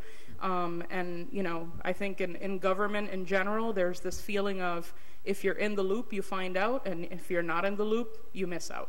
And so I think it's really something to look at for ourselves as a responsibility that we should be paying attention to. And that's kind of bigger picture stuff. But I personally do not feel comfortable with the staggered. I feel that we should vote on 3 people. It should be the 3-year terms that we need to, you know, as it stands, and trust that, as many other boards and commissions, that those who are there throughout the turnover will do their best to you know, train folks and welcome them. So that's my 2 cents. Thank you. Great. So we'll take a vote on this in a minute because I want democracy to reign here. But I think that the council would be well served by keeping the same system that we've always had, which is we elect one person to each of these multi-member boards every January and leave good enough alone. Councilor Roman. I'm just questioning that in the legal language that we passed for the CPC and the CPA committee, I thought we included language that had to stagger them. So I'm just clarifying that point. I thought that in the legal language that I remember that we passed, we specifically put in this provision that says we have to elect someone every year, and we have to in the language. So it must just suspend the rules to have the law department clarify, just because I remember that being in the language. All right. You could be right. Maybe you're one step ahead of me. Crystal, just look into that, and we don't need to suspend. She's going to do it. Councilor McGivern. Mr. President, do the appointments from the various departments, do they have term limits, or are they serve at the pleasure of those boards. Okay. So to me, I speak in favor of staggering them. It's difficult to start the staggering, but it's important to maintain it, because if not, if we appointed each of our appointments to a 3-year term that would end in 3 years, we could be losing 3 people all in 3 years, and the continuity of projects that are ongoing could be impacted because of that. The staggering makes it a little fairer, keeps the committee a little bit more intact for a lengthier period of time, and even though it's difficult in the beginning, it's worth it in the end. And you know, if you go back into history to cement your point, the Water Commission under the Special Act was started with staggered terms, the G&E, I mean everybody. Councilor McGraney. Yeah, Mr. President, this city council that sits here is staggered every 2 years, so it makes sense to stagger this committee too, because somebody may want to vote for somebody else. The new councilors that may be elected for the next term, 2 years, may have somebody else in mind. So staggering is meritorious. Why don't we just move ahead with it? Very good.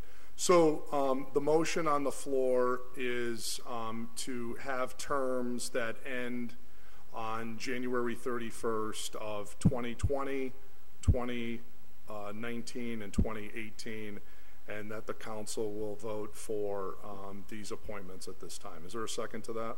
Second. Second. Any discussion? I believe we've heard the 2 sides. All in favor? Aye. Opposed? No. So moved. So we have a 3-year appointment, what will be the term ending January 31st, 2020 will be the first one that we vote on. Motion to go to the first ballot. Motion's been made and seconded to go to the first ballot. All in favor of that? Aye. Opposed? So moved. We're going to do this the same as we do everybody else. And yes, Councilor Barley, sorry, we always vote alphabetically. And I know you appreciate that part. And you'll state the name of your candidate. You've got 5 to pick from, plus theoretically an unlimited universe of Holyoke residents over the age of 18 to sit on this board. So, any other questions before we kick that? I thought I saw a hand up. Councilor Roman. Just wondering, is there a discussion before the ballots, or we just go right to the ballots? Oh, yeah, no, absolutely, yeah. Discuss who, if you want to say, I like candidate X, by all means. Councilor Roman. Yes, I'd like to begin by putting forth former ward rep and former mayor Elaine Pluta for the first third-year term. I just think as a public servant and as someone who's pushed both for the stained glass window restoration, someone who understands the city government, and I think that she would be a great addition to this. So I'd really like to advocate for, yes, and she's my former friend and colleague and mentor, but I really think that Elaine Former Pluta, friend, she's not your friend anymore. former mayor, still my friend, but former mayor is what I meant to say. I apologize. I was going to have to call her. No, please. I would highly recommend Elaine Pluta. All right, Councilor Valentin. Thank you. Don't call Elaine because she's celebrating her husband's 75th birthday, as she told us last night. Oh, all right. But she does want to get texted the results. Okay. But anyways, Councilor Roman just pulled the words out of my mouth, as usual. We do this a lot. And even though I was not, as I obviously voted no against the staggering, since that is the will of the body, I will be putting my ballot for the 3-year term for Elaine Pluta.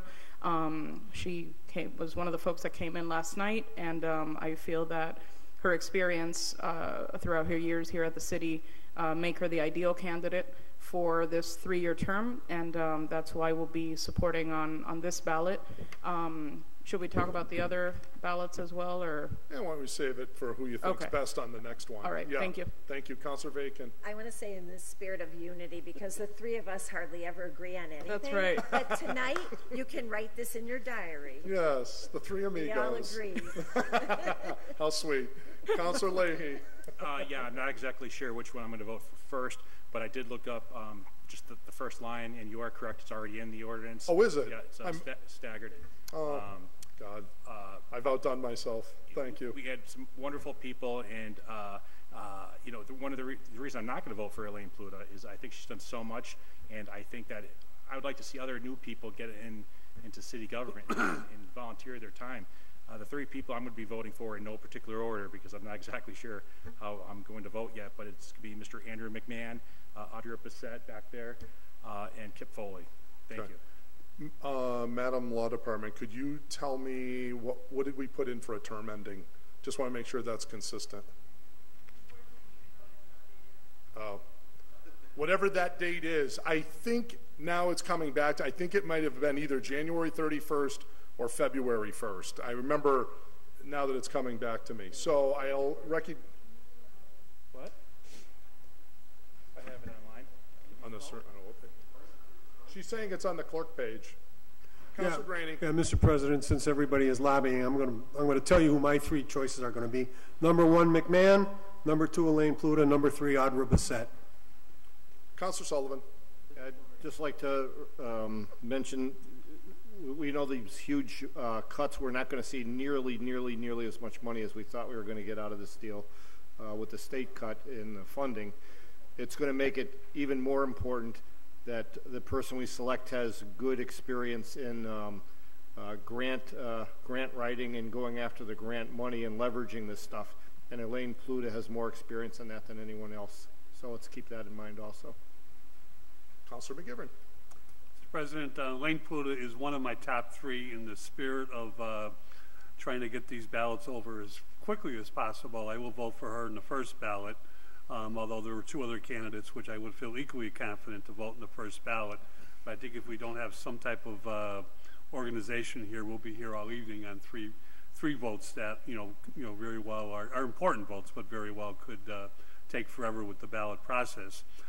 Despite the fact that she's an ex-mayor, I will still vote for her, and I will vote for her because she has a Mount Holyoke education. She has an understanding of the city. And when she spoke to us last night, she talked about the projects, neighborhood projects and citywide projects. And she cited some of her favorite ones, but her insight was, let's get as many going as we can, work on completing the ones that we can, and at the same time have some vision for the future. And I think that's the spirit of the CPA, and I liked her answer to the question on projects. Okay. Anybody else like to shed their thoughts on this? All right. Councilor LeBron Martinez. Although I was not here for the interviews, I just want to say that I do favor Elaine Pluta for this opportunity, as well as the name that I want to mention, which is Naldo Lopez, Ward 1 counselor, resident, and I'm sorry, I wrote it here, and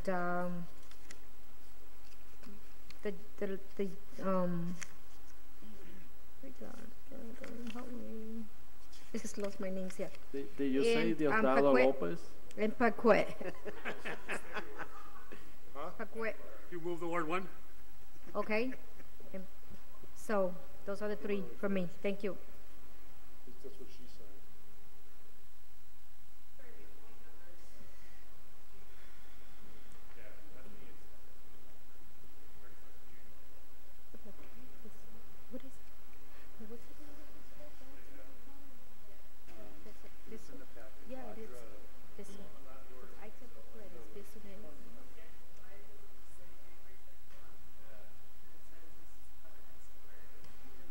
What did you get? You said, what does it say? Yeah, it's February 1st. But that's what you had said to begin with, right? Yeah, and then January 31st. Yeah. So we appoint in January, but the new person's term doesn't start till February, just like the Water Commission. So we must have modeled it after that. Okay. So actually, as coincidence would have it, we have everything exactly correct. So great. So the appointment is, just to confirm, January 31st, 2020 for the first one. So anybody else want to talk about who they like the most for this position? Let's go to first ballot. Okay, we're already at first ballot, so now we can begin the voting. Clerk will call the roll, please. When your name is called, please state the name of your candidate. Thank you. Bartley. Andrew McMahon. Bresnahan. Audrey Bissett. Rainey. Andrew McMahon. Jordan. Elaine Pluta. Leahy. Mr. Andrew McMahon. LeBron Martinez. Elaine Pluta. Lopez. Elaine Pluta. McGee. Pluta. McGivern. Roman. Elaine Pluta. Sullivan. Elaine Pluta. Tallman. Elaine Pluta. Bacon. Elaine Pluta. Valentine. Elaine Pluta. 11.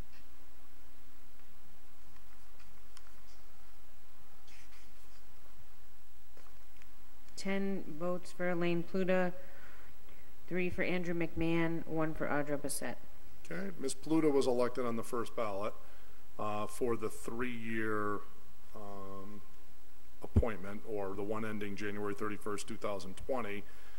Is there a motion to now go to the seat that will end January 31st, 2019? So moved. So moved. Okay, all in favor? Aye. Opposed? So moved. Does anybody, Councilor Roman?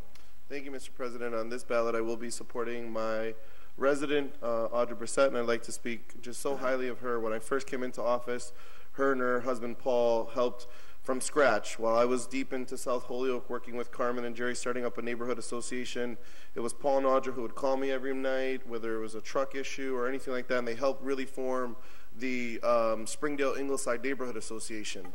And the park, a lot of the projects that are going to be dealt with within the CPA, including those that fall outside of CBDG boundaries, like the Ingleside Park needing playground equipment, or even seeing updated equipment at Springdale Park, or the sidewalks being done. There was so much that Paul and Audra have brought to my experience as a city councilor, so I would like to speak in favor of her. And to go back to Elaine's nomination, a lot of these boards and commissions, and I thank City Clerk McGee for sending it to me, the 2 wards that lack the most are Wards 5 and Ward 2. I think that Audra's addition would be a great breath of fresh air for the lower wards, and I think she'd be a welcome addition. So on this balloting round, I would encourage my colleagues, those who voted for her in previous ballots, and to encourage my colleagues to please join me in voting for Audra Bissett. Councilor Valentin. Thank you. For this 2-year term, I'm going to be voting for Andrew McMahon. I was very impressed with him last night. He has tremendous experience from a financial perspective, If you've had the chance to look at his resume, he's actually the chief financial officer for the VA in Northampton, and even with a huge busy job like that, he's looking to serve this city in this capacity, which I think is very, very telling of his commitment in terms of his time. It was interesting also that he said that he's lived in 4 of the 7 wards in Holyoke, so he feels that he has a good perspective of what our neighborhoods are like. And I just feel that I really liked his answers. I really liked that his motivation on why he wants to be on this committee. So I would encourage my colleagues to support Andrew McMahon in this ballot. Thank you. Councilor McGee. Thank you. First, let me just thank everyone who applied and want to be a part of this. It's something new for the city. A lot of good can come from it. So anyone who applied, I'd vote for any one of them. They were all outstanding.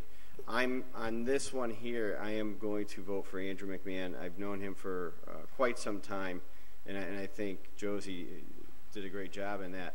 If you look at this resume, this is one of the most impressive resumes I've ever seen. And this is a guy who I know is not involved in politics in any way, shape, or form. Wants nothing to do with it. But when saw this come up, when saw the post, and he said, I really want to offer up my assistance. Actually called me out on it. We chatted about it, and there was a drive for him to want to do this. Like I said, I've known this guy for quite some time. He wants nothing to do with politics.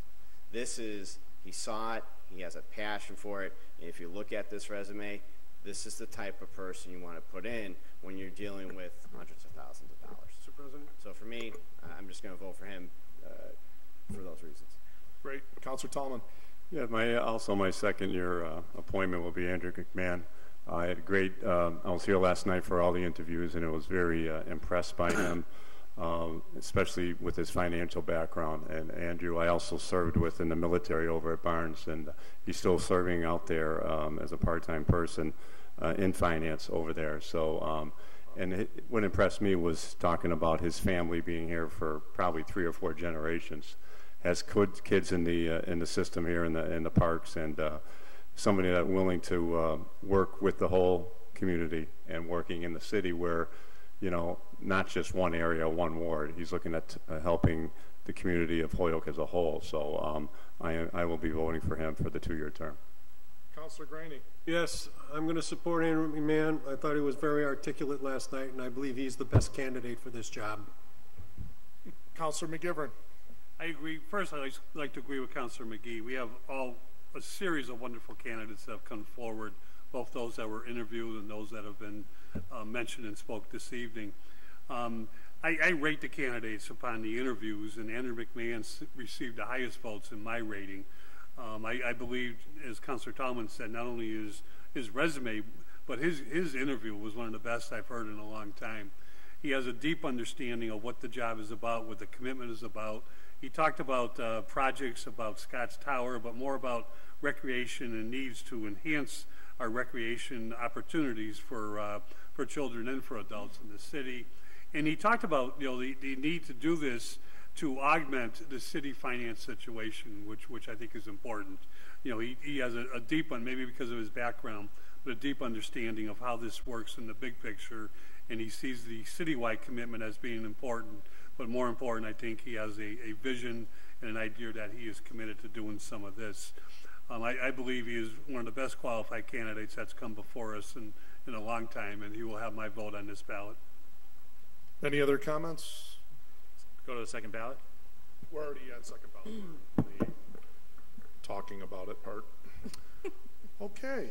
So, without further ado, since everyone's had an opportunity to be heard, the clerk will be kind enough to call the roll. When your name is called, please state the name of your candidate. Bartley. Kevin Harmon. What? Sorry, who? I didn't hear you. Kevin Harmon.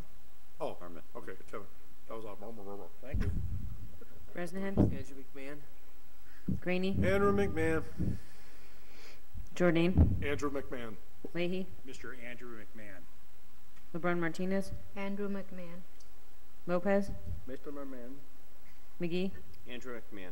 McGivern. Andrew McMahon. Roman. Audra Bassett. Sullivan. Andrew McMahon. Tallman. Andrew McMahon. Bacon, Andrew McMahon. Valentine. Andrew McMahon.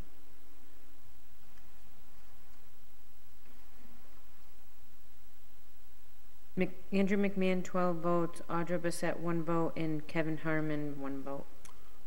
Andrew McMahon is elected on the first ballot for the position ending January 31st, 2019. To the one-year term? Yep.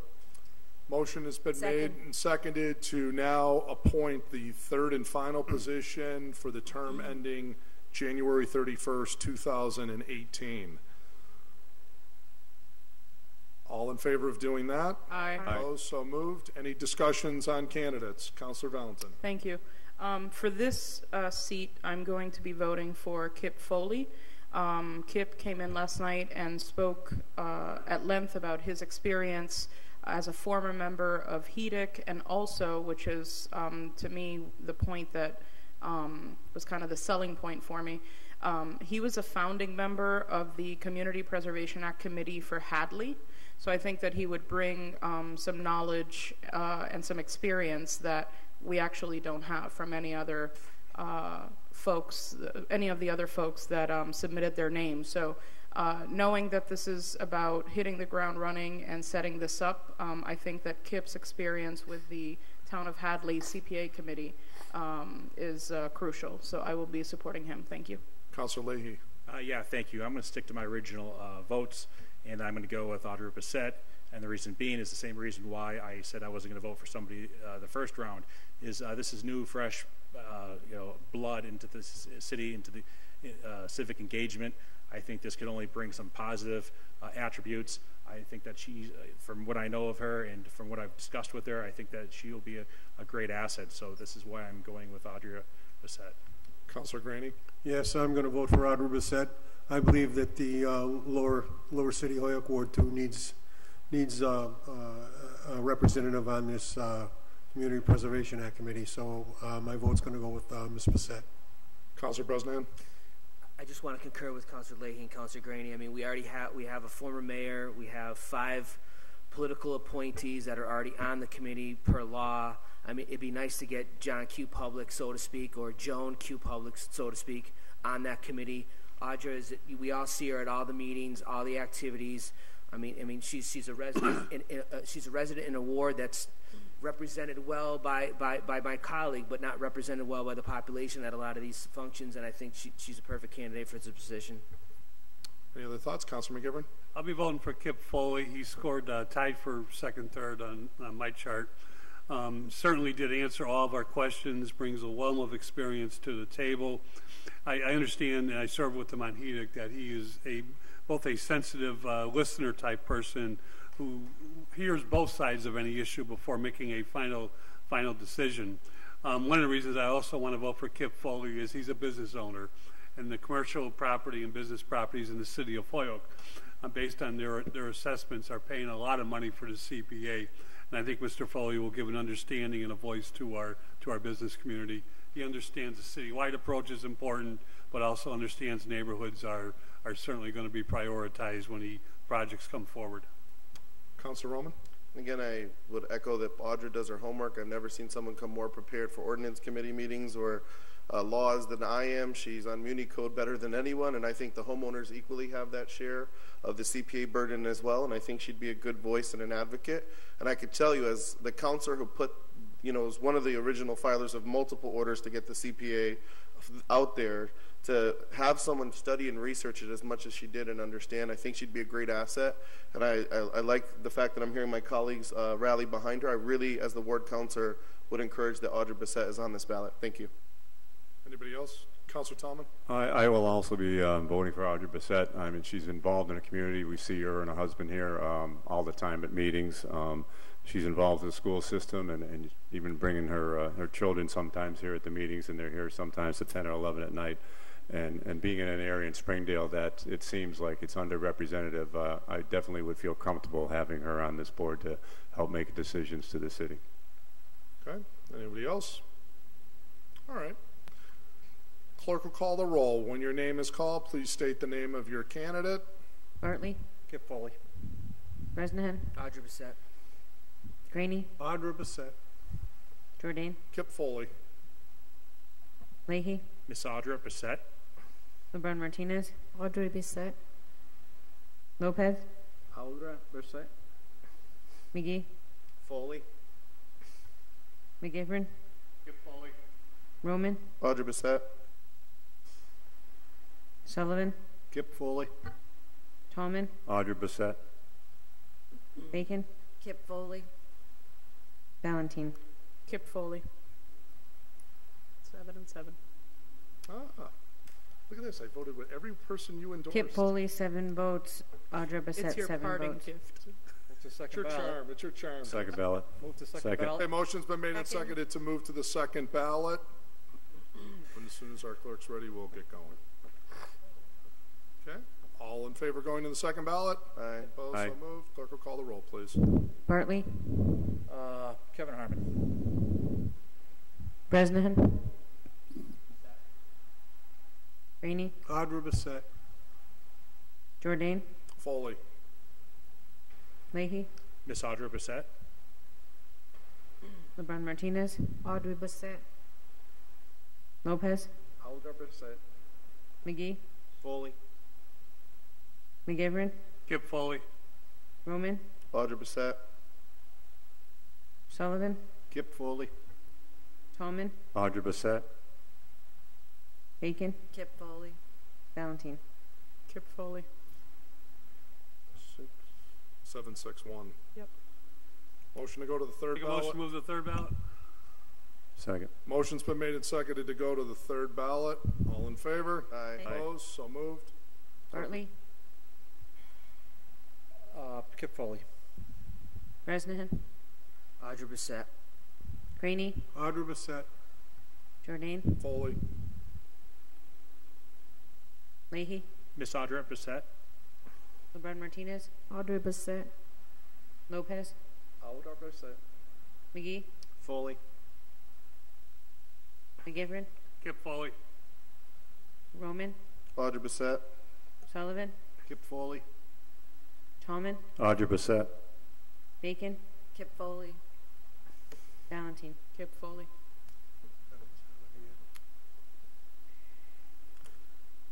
Motion to go to the fourth ballot. Second. Second. All in favor? Aye. Aye. Opposed? So moved. Bartley. Kevin Harmon. Bresnahan. Bissett. Rainey. Bissett. Jordan. Foley. Leahy. Miss Audra Bissett. LeBron Martinez. Audrey Bissett. Lopez. Audra Bissett. McGee. Foley. McGivern. Kip Foley. Roman. Audra Bissett. Sullivan. Kip Foley. Tallman. Audra Bissett. Bacon. Kip Foley. Valentine. Kip Foley. Can we table this and move Second. to the city council agenda? Okay. Motion's been made and why don't we make a motion to go to the fifth ballot and let's pass that. So all in Second. favor going to the fifth ballot? Aye. Aye. Opposed? So moved. Motion to table the fifth ballot. Is there a second? Second. Motion fails for, is there a second or no second? Second. Second. Motion's been made and seconded to table the fifth ballot. All in favor? Aye. Aye. Opposed? No. Show of hands. Raise your hand if you want to table. What? 8. Motion carries. Can you explain what the tabling will do for this vote on it? Seat stays empty. Well, When? yeah. We can bring it up later this evening. We could Right, bring I it mean, up later we're this just evening. going in a circle. All right. So Yeah. Unless anyone's really going Talk to change amongst their yourselves. vote, we just keep going and No, we going. need- so we need we just Council go. Lacy. You We know. never did that. Sometimes we went to the 20 ballot, right, Kevin? We've had them 13, 14. Look at Mary Signet got in 13 ballots. We've had. Mr. President. I remember 34. Oh, thought I've it was never like had 20. that many. That's So let's gotta be get a some record. business done before we We go can to get to 34. it later. Okay. Mr. President? Mr. President, Councilor Graney has first. just some of us may have to leave before we go to a fifth ballot, and I don't think that's fair. That's right. You're right. Councilor Valentin.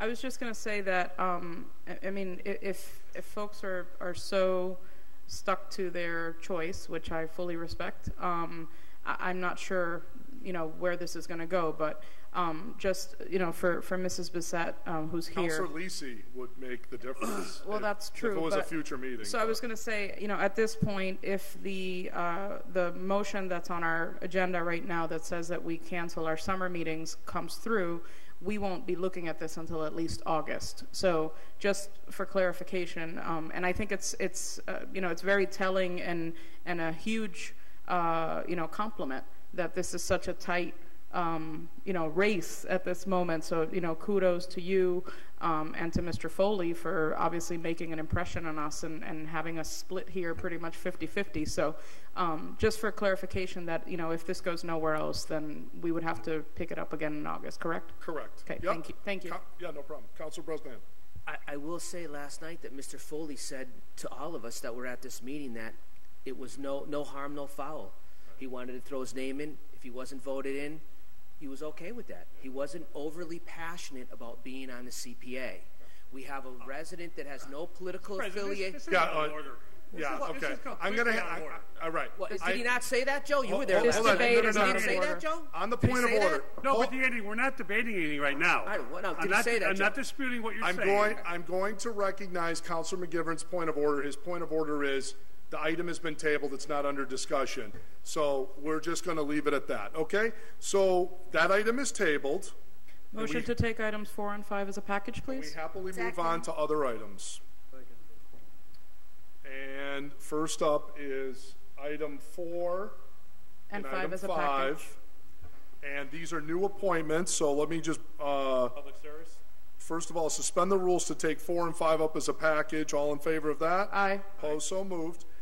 Item 4 is the mayor seeking to appoint Tessa Murphy Romboletti of Holyoke to HEDIC, and the mayor also seeking to appoint Hilda Roque, also of Holyoke, to the Board of Appeals. Motion on the floor is to send both to public service for an interview. Second.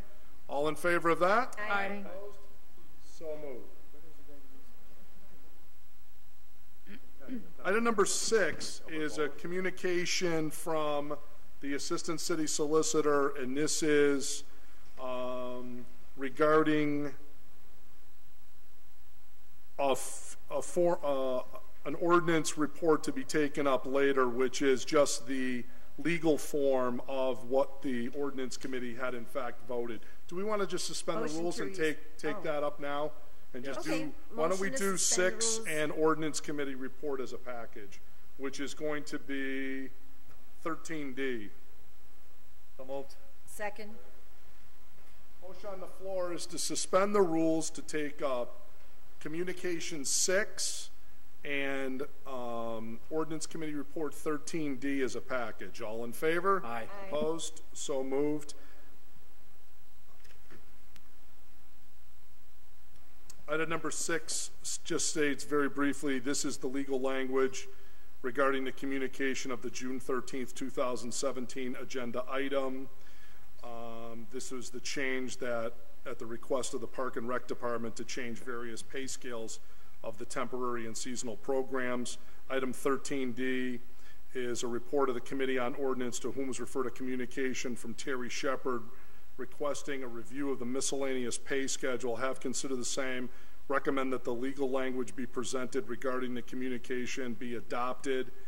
Motion. And this was approved by the Ordinance Committee, Councilors Vacan, Jourdain, Barley, and Lopez. Thank you. Motion to receive and pass the first reading. Okay, motion's been made and seconded to receive and adopt the committee report and to approve the first reading of the legal language as requested by the Ordinance Committee to be drafted by the Law Department, and I'll let Councilor Vacan go into the details. So at first reading, under discussion, Councilor Vacan. Thank you, Mr. President. So we met and had a thorough review of the pay scale, and the amended language coming before you tonight includes a new scale that starts at level 1, minimum $11, level 1A at $11.44, level 2 at plus $1 above the minimum, the next level being $2 above the minimum, and the top level being $2.50 above the minimum. So the range will run from $11 to $13.50. And that is in comparison to the old range of $9.36 to $11.44. Yep. And the committee was unanimous on this. Yes. So we raised all the rates about $2 an hour for the minimum wage compliance, and this is for your activity coordinaters in the pools and at community fields and lifeguards. Yeah, temporary seasonal workers. Right. Lifeguard. Okay. Any discussion? Hearing none. All in favor of passing the first reading? Aye. Opposed? So moved. Motion to pass the second reading? Okay, motion's been made and seconded to pass the second reading. Any discussion? Hearing none. All in favor? Aye. Opposed? So moved. Motion that the passage be ordained. Okay, motion's been made and seconded that the passage be ordained. There is no further discussion. The clerk will call the roll. A yes vote is in favor of improving and increasing the temporary seasonal salary range. The no vote is to not do that change. Greenie? Jourdain? Yes. Leahy? Yes. LeBron Martinez? Yes. Lopez? Yes. McGee?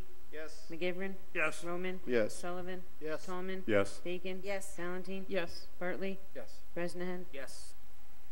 Unanimous vote. By your unanimous vote, you've approved the ordinance changed to increase those, as well as taking care of item 6. Motion to receive and accept item 7. Yep. Okay, Second. motion's been made and seconded to receive and approve item number 7, which is a communication from the city clerk regarding the minutes of our special meeting of May 23rd, as well as our regular meeting of June 6th.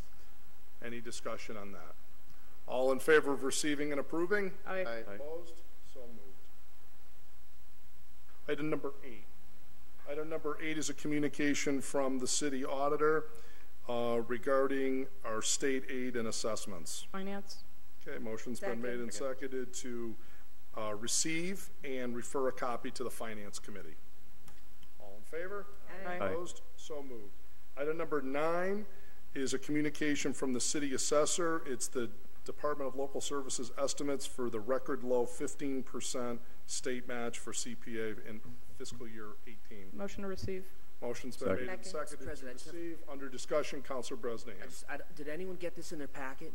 I know I passed it out tonight. I did. Okay. You did? I did. Yeah, I didn't get it in my packet.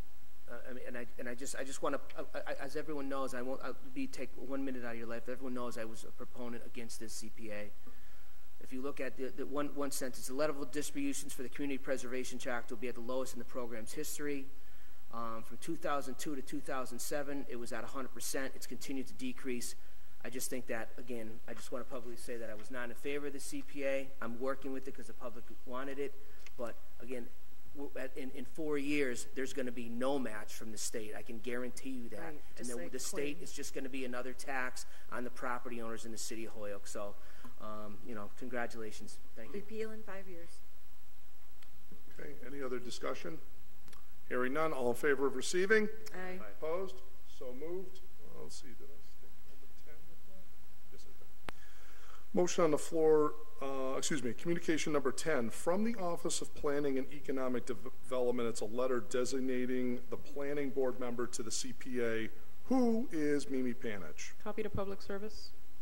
Motion. We already discussed I think just it, receive. Just receive, because we have no say over it. Okay. Right. It's just notifying us and the clerk. So Mimi Panich is the planning board rep to CPA.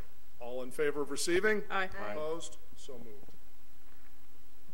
Item number 11 under petitions. Item number 11 is a petition of Augustin Ortiz of 181 Roberto Clemente Street. God bless you. Receive and refer to ordinance. For a street vendor license to sell ice cones at the Carlos Vega Park on Clemente Street. Motion is to receive, refer to ordinance. All in favor of that? Aye. Aye.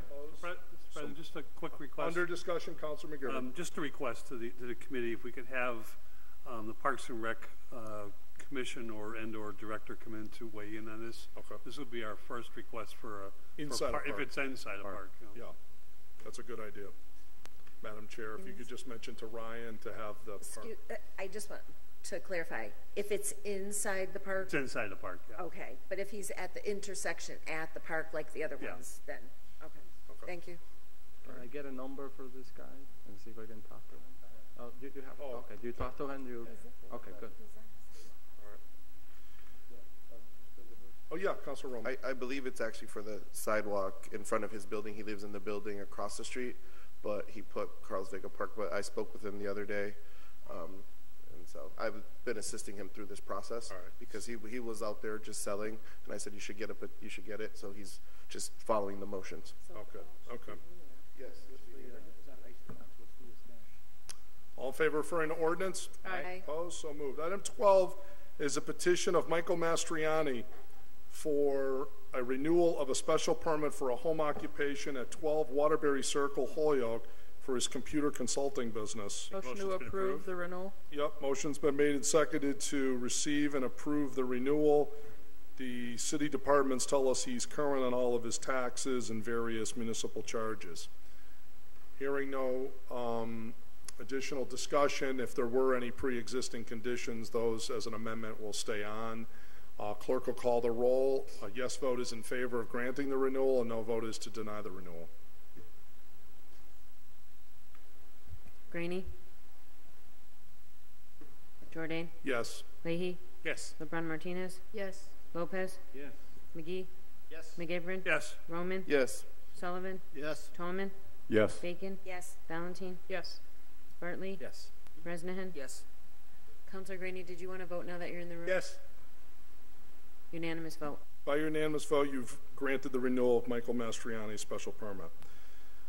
President's report, favorite part of the meeting, as you know, and I did leave on your desks what is my suggested path to close the 1.4 million gap tomorrow. As you know, we have the budget starting at 6:30, and I'd really like to kick that off as punctually as possible because I really don't want to have to come here a second night. So I think we can get through this in a reasonable period of time that evening. A lot of these cuts all come from discussions, conversations that we've had in planning, at the budget hearings or in prior budget hearings or in conversations with department heads.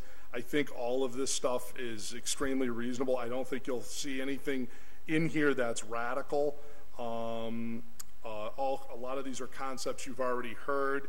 I would say that I think it makes a lot of sense. As you know, we have to come up with $1.4 million. I did want to say that there were a couple things other than budget cuts that we were able to do that will help. One of which is the ordinance committee worked really hard on the parking meter issue.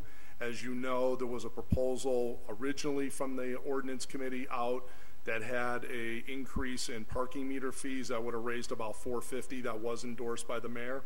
But the council seemed like they didn't really want to go that direction so much.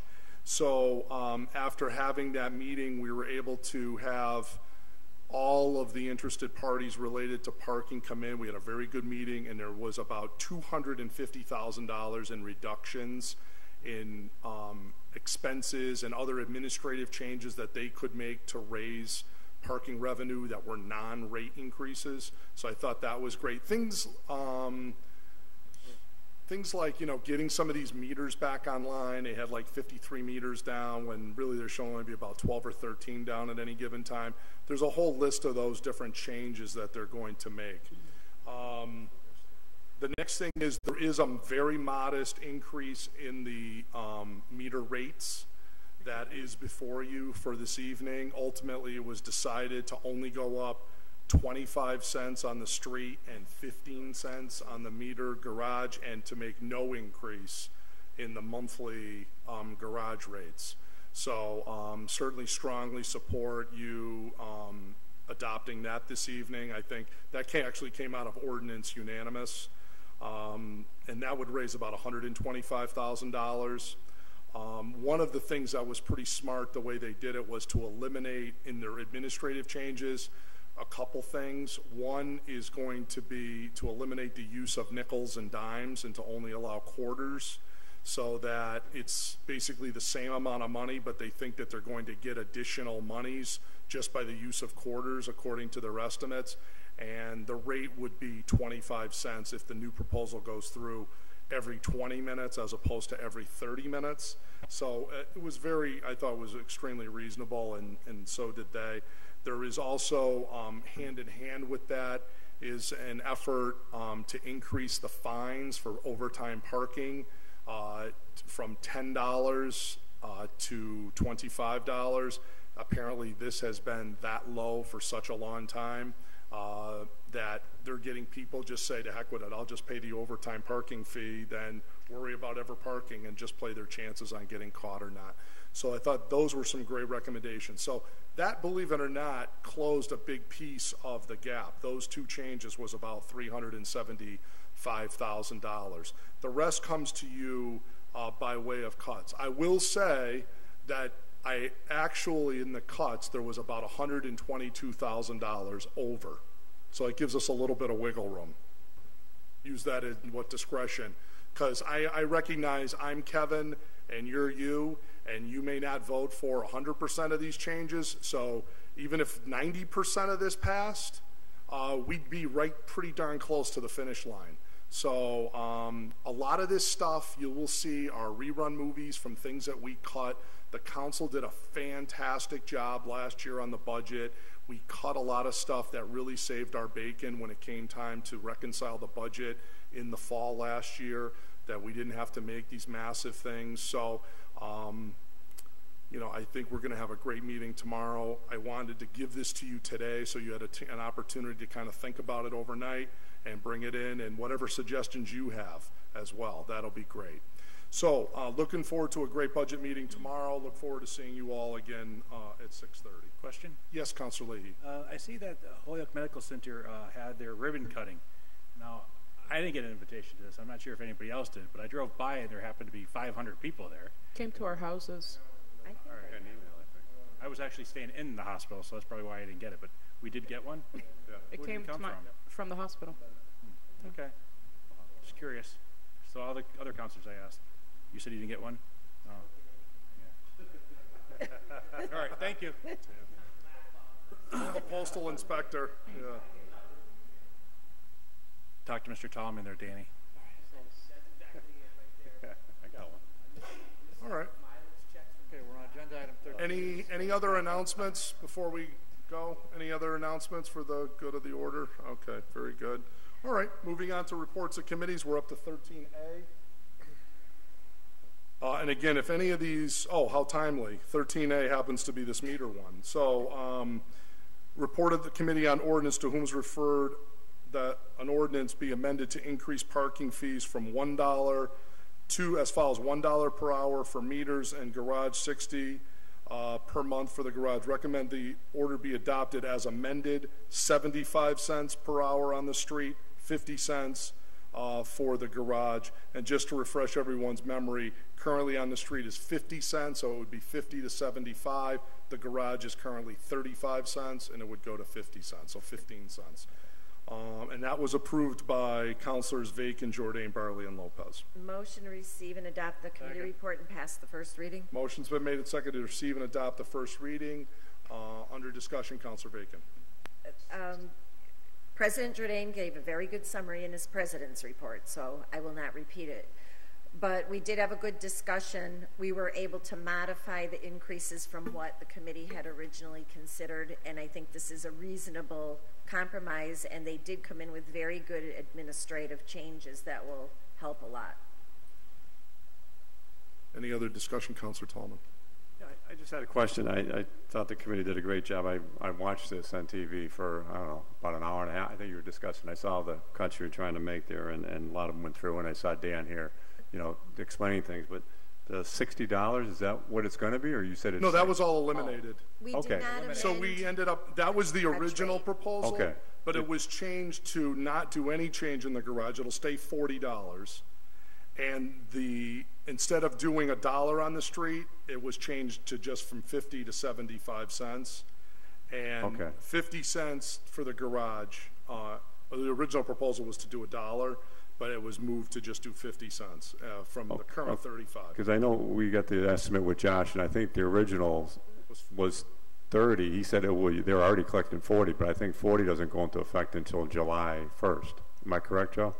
For the garage? 40 just started this month. In June. Oh, in June. Okay, not July 1st? No, it was June 1st. Okay, okay. That's what, yeah. That was taken out of the proposal. Right. So to stay at 30. The only thing before us is the change in meter rates. Meters, okay. No change in monthly garage. Councilor McGivern. I think it was a great discussion in the ordinance committee, and some of the things we were reminded of, and I think Josh learned for the first time, was there are, if I remember correctly, 53 meters that are still broken. Incredible. And not taking money. The decks, and these were the two machines that were put in the decks, were down for close to 2 months at one time after vandalism, took place, and there was a number of things where revenue was not being looked upon in terms of the report itself. And also, I've always said, is the amount of parking given out to city employees need to be factored into this in terms of the, not so much as revenue, but in terms of offsetting revenue so as not to unfairly make these rates. The business community and the business owners downtown in particular worked hard on making these rates reflect the idea that we want more people parking out on High Street and Maple Street. And one of the things that it does is it's cheaper to park in the garage daily than it is to park out on the street. And that's something that has worked along with the enforcement of the only one parking agent, meter agent, unfortunately, but the enforcement of the meters and the revenue from the tickets too was discussed. Any other thoughts, discussion? Oh, I'm sorry. Yes, of course, Councilor. Yeah, so we had a very good meeting. I want to thank there were 4 of us there that night, and it was a really good compromise. And we had some rates that were a little bit out of control, and we compromised. We thought it out. Mm-hmm. One thing we didn't talk about, or we didn't talk about detail, the former DPW superintendent 4 years ago walked up to that rail and just said, "Oh, by the way, yes, the Suffolk deck, we need $4 million more. Vote for it." So we did. I didn't vote for it, but that's why we got in this pickle that we got in. So we've got this huge bond deal we got to deal with now because the majority of this body voted. He walked up to the rail, just said we need $4 million more. And like that, we said, okay. So that's how we did it. So just clarify that little point right there in terms of history. So thank you, Mr. President. Okay. All right. Any discussion? I want to make sure I don't cut anybody off. Okay. All in favor of passing the first reading? Aye. Aye. Opposed? So moved. Motion to pass the second reading. Okay. Second. Motion's been made and seconded to pass the second reading. Any discussion? Hearing none. All in favor? Aye. Aye. Opposed? So moved. Motion that the passage be ordained. Motion's been made and seconded that the passage be ordained. There is no further discussion. The clerk will call the roll. A yes vote is in favor of the ordinance change. A no vote is to deny it. Graney? Yes. Jordan? Yes. Leahy? Yes. LeBron Martinez? Yes. Yes. Lopez? McGee? Yes. McGivern? Yes. Roman? Yes. Sullivan? Yes. Tallman? Yes. Bacon? Yes. Valentine? Yes. Bartley? Yes. Bresnahan? No. 13 yeas, 1 nay. By your vote, you've approved the ordinance change. Mr. President? Yes, Councilman. Just in the interest of time, since we're on item 13 of 59, if we could make sure that we limit discussion as possible. Thank you. I'll second a motion. Okay. Want to take the next 46 items up as a package? Motion to table. I'll second that one too. Well, let me jump the gun on Joe. Motion to approve the mayor's budget. Second. In all seriousness, though. No, I know. No, of course. So we should be sensitive to that. Okay. Well, we should have been sensitive on items 2 and 3. Seriously. Well, I hear you. Come on, Kevin. You talked for 20 minutes. Yeah, I know. Yeah. I mean, what can I say? Nothing. I didn't object then. I'm not going to object to it. Yeah, I mean, you only spoke 3 times. I know. I was 10, good. 10 for each one. I was good. Can we go back to the Can we go back to the 13B, president's please. report? 13B, please. Thank you. 13B, second. Item 13B, the Committee on Ordinance, to whom was referred an order that the City Council order that the police parking only sign on John Street be removed. Police chief said that it's no longer needed. Have considered the same, recommend that the order be adopted. And let me just check. Yes, there is an ordinance attached to do just what that says. And that was approved by the Ordinance Committee, Councilors Bacon, Jourdain, Bartley, and Lopez. Motion to receive and adopt the committee report and pass the first reading. Motion's been made and seconded to receive, adopt, pass the first reading. Under discussion, Councilor Bacon. As it states. Okay. Any other discussion? All in favor of passing the first reading? Aye. Opposed? So moved. Motion to pass the second reading. Motion's been made and seconded to pass the second reading. Any discussion? Hearing none. All in favor? Aye. Opposed? So moved. Motion that the passage be ordained. Second. This is made and seconded that the passage be ordained. There is no further discussion. Clerk will call the roll. A yes vote is to make the ordinance change, and no vote is to deny it. Graney? Yes. Jourdain? Yes. Leahy? Yes. LeBron Martinez? Yes. Lopez? Yes. McGee? Yes. McGivern? Yes. Roman? Sullivan? Yes. Tallman? Yes. Bacon? Yes. Valentine? Yes. Bartley? Yes. Bresnahan? Yes. Unanimous vote. By your vote, you have approved the ordinance change. 13C is a report from the Committee on Ordinance, to whom is referred an order that the Ordinance Committee adopt a special permit application for any methadone or Suboxone clinic coming to the city. Recommend that the order be adopted as amended, containing no zoning restriction. This is signed off by 2 members of the committee. Who's missing? I'm an abstain, you know that. So let me say it for the 1,000,000th time every time this comes up. Councilor Jourdain is abstaining. I'm just handling the administrative housekeeping over here. Mr. President, I'll be happy to sign it. McGivern, you don't get a vote. No, but I'm at every meeting for it. Oh, true. Yes, yes. You're not signing. So does it stay in? It would go back to committee. To committee. So unless Councilor Bartley signs, because I'm an abstain, so I can't sign. Okay. Send it back to committee. I'm not signing. I will not sign. Pretty All simple. Right, sounds like Councilor Lisi's not here, so it's back to committee. That takes care of that. Signing doesn't mean you're in favor of it. Signing just means you want the report to come out for a final vote. It would be kind of nice if the council could take a final action at some point, but Well, that's democracy. We had, as Councilor Tallman watched, an hour and a half of it. That meeting was actually 4 hours, Councilor. So at least you got some. I got sleep part on of that. it. I got part of All it, right? Yeah. I made my opinion clear in that meeting. So. Okay. All right. And under our rules, back to ordinance. Yeah. 14A.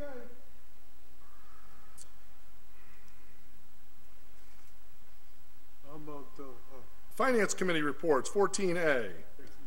13D? how about 13D? We already did 13D. We passed it. That was the temporary seasonal workers. 14A, Committee on Finance, to whom was referred a financial transfer request of $650 from printing and binding to temporary seasonal workers. Committee recommends all 5 members to be approved. Motion to receive, adopt, pass first reading. Motion's been made and seconded to receive, adopt, and pass the first reading. Under discussion. Speaks for itself. Yeah, it's a small transfer. All in favor of passing the first reading? Aye. Opposed? So moved.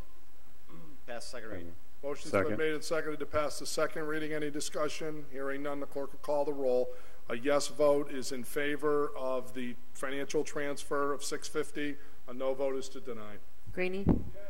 Jourdain? Yes. Leahy? Yes. LeBron Martinez? Yes. Lopez? Yes. McGee? Yes. McGivern? Yes. Roman? Yes. Sullivan? Yes. Tallman? Yes. Bacon? Yes. Valentine? Yes. Bartley? Yes. Bresnahan? Unanimous vote. By your vote, you have approved that transfer. 14B is committee report seeking the approval of accepting the provisions of the Diverting Juveniles and Emerging Adults from Criminal Justice System Involvement Grant. Committee recommends that be approved. Motion to receive, adopt, pass first reading. Second. Motion's been made and seconded to receive and adopt and pass the first reading. Under discussion, Councilor McGee. Yeah, quickly, it's another grant the police went out to get. It's for $31,000, and it gets divided up to 3 different groups: Boys and Girls Club, $12,500; the Safe Street Initiative, which is part of the South Hoyle group, $12,500; and then the police department gets $6,000 for the administration of everything, paying the admins inside. Really, it's designed to deal with the youth, and really it's going to go to youth basketball for the summer. 240 kids are signed up, mentoring programs, after-school programs, and so on. So a lot of different programs in the summer. It's the first one, so it's a pilot program. They're hoping that after this one, they'll get a larger grant to cover the entire year. Great. Any other discussion? Hearing none. All in favor of passing the first reading? Aye. Opposed? So moved. Pass the second reading. Second. Motion's been made and seconded to pass the second reading. Any discussion? Hearing none, the clerk will call the roll. A yes vote is in favor of adopting the committee report and approving the grant. A no vote is to deny. Greenie? Yes. Jordan? Yes. Leahy? Yes. LeBron Martinez? Yes. Lopez? Yes. McGee? Yes. McGivern? Yes. Roman? Yes. Sullivan? Yes. Tallman? Yes. Bacon? Yes. Valentine? Yes. Bartley? Yes. Bresnahan? Yes. Unanimous vote. By your vote, you've approved that item.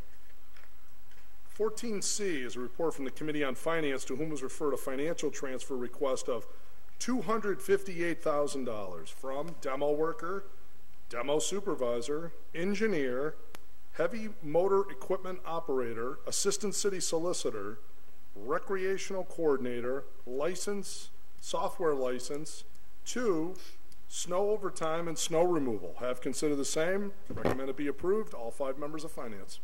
Motion to receive, adopt, pass first reading. Motion's been made and seconded to receive, adopt, and pass the first reading. Under discussion, Councilor McGee. Mike McManus came in and tallied up everything for all the snow that we had to deal with this year. Item number 26 will be for $110,000 from all those various areas in the budget. So the grand total for everything to be paid up for outside contractors, overtime, etc., will be $368,000 for this year, which then roughly, I think he said it was around $800,000 we paid for the year for snow removal. Mm-hmm. One good thing is when you're doing your budget tomorrow, you get to see all these massive line items that had all kinds of extra money in it. So when they ask you for the money again, just be aware of where the pots of gold are. All in favor of passing the first reading? Aye. Aye. Opposed? So moved. Pass second reading. Second. Motion's been made and seconded to pass the second reading. Any discussion? Hearing none, the clerk will call the roll. A yes vote is in favor of the transfer, a no vote is to deny it. Greenie? Yes. Jordan? Yes. Leahy? Yes. LeBron Martinez? Yes. Lopez? Yes. McGee? Yes. McGivern? Yes. Roman? Yes. Sullivan? Yes. Tallman? Yes. Bacon? Yes. Valentine? Yes. Bartley? Yes. Bresnahan? Yes. Unanimous vote. By your vote, you've approved the $258,000 transfer for snow. 14D is a report from the Committee on Finance, to whom was referred a financial transfer of $4,000 to Chief Procurement Officer salary. Signed off by Councilors McGee, Tallman, and Leahy. Make a motion to receive, adopt, pass first reading. Second. Motion's been made and seconded to receive and adopt and pass the first reading. Under discussion, Councilor McGee. We're no stranger to this. The mayor offered up one contract. We approved a different amount in the budget. They're requesting to be fixed in order to pay her. It was sent back to finance after it came out, so it's back out again. Any other thoughts? Councilor Bacon? I would just note that the employee came before committee. We asked for information relative to the search and the candidates. We asked for documentation as to the appointment and what the position was. It was noted that the employee started in April when the procurement officer of the department was still in place, and that no information had been provided to the committee. And so there were 2 dissenting votes in this regard. It was also noted that at the time we changed this budget, and this is not the first time this has happened with a position, we approved the budget in June. There was no knowledge by the council that there was even a person in any position of this sort at that time, because Dave Martins was still here. And it was only after the budget was approved that we were even aware that the particular person who holds the position now was even in that department. So I think given the lack of information and the fact that the budget was approved and we get the budget before us not even acknowledging what the rate was, is problematic. And it's not the first time it's happened. And I just think we need to remain consistent to our past votes. Thank you. At this point of order, Mr. President, this transfer requires, is it 10 votes? 10 votes. Thank you. Yep. Any other discussion? Councilor Sullivan. I would just like to point out, I feel, you know, the person here is really getting victimized by some politics and goings on here. The one thing I will bring up is she has done, in the short time she's been there already, a tremendous job of making change in this office. I think she's very deserving of this money, regardless of all the problems and the contortions that we're going through to get it. And I just, if anybody hasn't heard about it yet, just the job she's done on the 1 Cabot Street. It's something I believe we rejected a sale of back probably over a year ago. The offers are in the range of 20 to 30 times the amount originally offered. We're looking now where we had a $10,000 offer of offers in the range of $200,000 and $300,000 as just one example of what's gone on in that office. So I think we've got a really good person there. We know we've got a lot of problems with salaries, and this is one I think we should get over, give her the money she deserves, and move on. Councilor Bresnahan. Thank you, Mr. President. I just have a couple thoughts. I believe in order for this candidate to be qualified for their job, there was a course that was taken. I'd be interested to know who paid for that course and how much that course was. I believe the city paid for that course. And I would also suggest that, you know, the health director, and I hate to always refer to this, but, you know, the health director's been making the same amount of money for 10 years, $58,644. He's in charge of the entire city's health, teenage pregnancy rate. He deals with the needle exchange program. He deals with vacant buildings. He has to inspect every single restaurant, every single building, every single complaint, bed bugs, infestations, everything. So you got to call your neighbor because he's got high grass. This is the person that does that, and he still hasn't gotten a raise in 10 years. We have someone right out of the gate, and we're going to start him at the same rate. I don't think that's fair. So I'm not in favor of this. So thank you. I think now that we have a track record and something to sink our teeth into as far as the individual goes, I have to agree with what the mayor as the appointing authority negotiated for his starting salary. The salary in the budget that last year, this current fiscal year, is a salary that is also, like the health director, the procurement officer, had not received an age for a salary for over 10 years plus. The reason these individuals have not received salaries is because their salaries are sitting in the proposal to increase the non-union, to increase the non-association members' caps, and without the ability to even give a cost of living raise, these max salaries are reflective of something that's well over a decade old, and I don't think that's fair to any individual. The health department or anyone who is in this category. People, should expect some type of a cost of living raise, and I think we do so with our union contracts, which we all vote for. We do so with the association, management association contract, which we all vote for. We do so with almost everybody else, with the exception of these handful of individuals. And if we don't open up the flexibility of giving increases to these people who have gone 10 years without a raise, and even if it's someone new coming in, it's a salary that's dated. It doesn't reflect the times, and we're not going to be able to attract the best qualified people. Any other thoughts?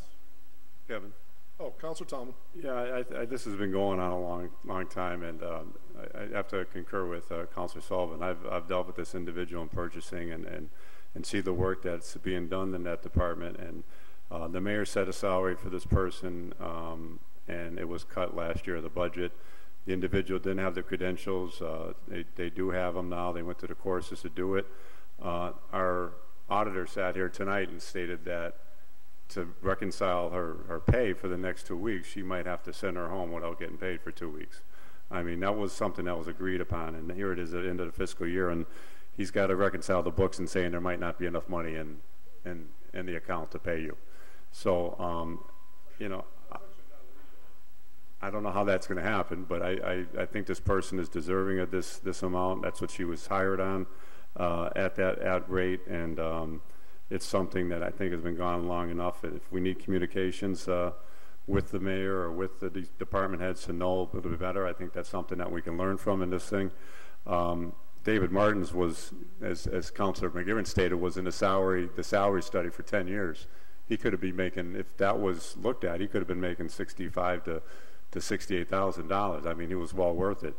And this individual's started rating at the person he left at, but he was worth more than $58,000 when he left, in my opinion. So I'm in voting in favor. I did in the committee vote in favor of this, and I will be voting for this tonight. I certainly hope nobody was, even though the council cut it, was paying the person the old rate anyways and running out of money, because that's not legal. So I don't know if somebody wants to drop a dime to the Division of Local Services or what, or Inspector General, but you're not supposed to do that. So if that's what happened. But anyways, I think we've got our arms around the issues. All in favor of passing the first reading? Aye. Aye. Opposed? So moved. Pass the second reading. Second. Okay.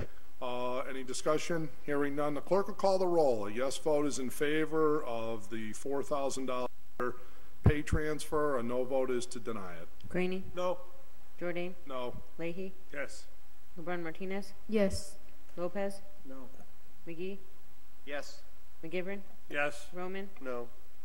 Sullivan? Yes. Tallman? Yes. Bacon? No. Valentine? Yes. Bartley? No. Bresnahan? 7 yeas, 7 nays. Okay. 7 yeas, 7 nays. That's defeated. And we've moved on from that issue. 14E now brings us the Committee on Finance, to whom was referred a bond order of $1.5 million to pay for the cost of the tennis court reconstruction at Crozier, Jones Point, in the high school. Have considered the same. Recommend it be approved. $1.5 million bond. Motion to receive, adopt, pass first reading. Motion's been made and seconded to receive, adopt, and pass first reading. Under discussion, Councilor McGee. Yes, we try to take up all the bonds that we were given. There was 5 total. The 2 that really took on a lot of discussion is this one, and then the roughly 1.2 for the DPW fleet that we'll get into next. Here, we're no stranger to this one. We've dealt with the tennis courts and other bonds, and instead of actually doing the tennis courts like they said they would with the bonds, they took the money and put it into other projects, and not doing what they said they would do when they came before us. And in particular, one of the bonds, we amended the bond to include Jones Point specifically, and they still took the money from that project and put it in somewhere else.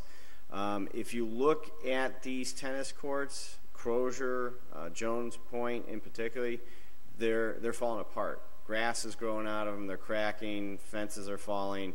The longer we do nothing, the more the cost goes up. This is stuff that we approved in the past and promised constituents. We actually went out and got the USTA grant for Jones Point. So, once again, this is not new. It's just finally they're coming back. Why the cost is different? Well, Mike McManus, who's actually giving us all the information and telling us what's going on, he said in prior estimates, they were just going to put an asphalt tennis court in. Here, we're going to replace it with a concrete tennis court, so it will last and not fall apart as quickly as the ones we are currently seeing. So that's why the cost has gone up, but due to the new design, it will last a lot longer and therefore be more cost efficient. Councilor Bacon. Thank you. I was one of 2 dissenting votes on passing this bond tonight. My reason for not being able to support the bond tonight is that we're facing a $1.4 million gap in the budget, and we don't have our arms around the other bond proposals in front of us, so we have not been able to really step back, look at the big picture of what the carrying costs will be going forward. And I'm just concerned that by picking this out, that further down the road we may be endangering our ability to bond for things like sidewalks, roads, and other things that I consider critical to the city. And I just want to make sure before we approve a bond proposal like this that we're going to have adequate funds and be able to carry the costs of the other bonding that we know is out there to be done, in particular intersections and roads. So that is my concern at this time. I'm not saying that perhaps at a later time I couldn't support it, but for tonight, that's where I'm coming from. Thank you. I forgot to get, everyone got 3 sheets tonight. I'm always 3 sheets to the win. 3 sheets to win, yeah. Within it, Sandy gave us a breakdown of each bond, one being a 10-year bond, and everything else being a 15-year, and the cost associated with it over the period of time. If we were to prove everything, the far right-hand corner in bold, the $11 million represents the total cost. We approved everything. Here, if you just deal with the fleet of cars over a 10-year period, you'll see it's 1.5. If it's the tennis courts, it's about 2.1. So that's what those numbers represent. And then a communication from bond counsel. Todd, one quick housekeeping question. Did F, G, and H not make it? They were tabled. I'm looking they were tabled. Tabled, okay. So just so housekeeping-wise, we're not doing F, G. Yes. F, G, and H tonight. Stained glass tabled, playgrounds for 550 tabled, and the 4.5 million tabled. Thank you. Mr. President? Continuing our conversation on the 1.5, Councilor Bartley. Just to Todd, that though I didn't name it, although I'll have to admit I like the name, but that language I put in as a result of the that we all supported. I proposed it. If you recall, we had Attorney Carroll here. She helped me write it, and then we inserted into all future bonds that any changes subsequent to our vote to the bond will have to be approved by the full city council. Is that pro forma now, Todd? That's what we approved in the full city council, but if you want to make absolutely sure. There is an amendment in the last section, otherwise known as the Bartley Amendment. Yeah. I didn't name it, but I like it. It's synonymous with the Boland Amendment and some of the other ones. Sure, up there, any material change to the description of projects included in this bond shall be subject to approval by the city council. So there it is. Yeah, now that was language approved by Sarah Carroll at the time. So we adopted it for any future bonds. Yeah, now. Okay, so that's going to be, Todd, going forward, just so we don't have to revisit this every time we have a bond. Right.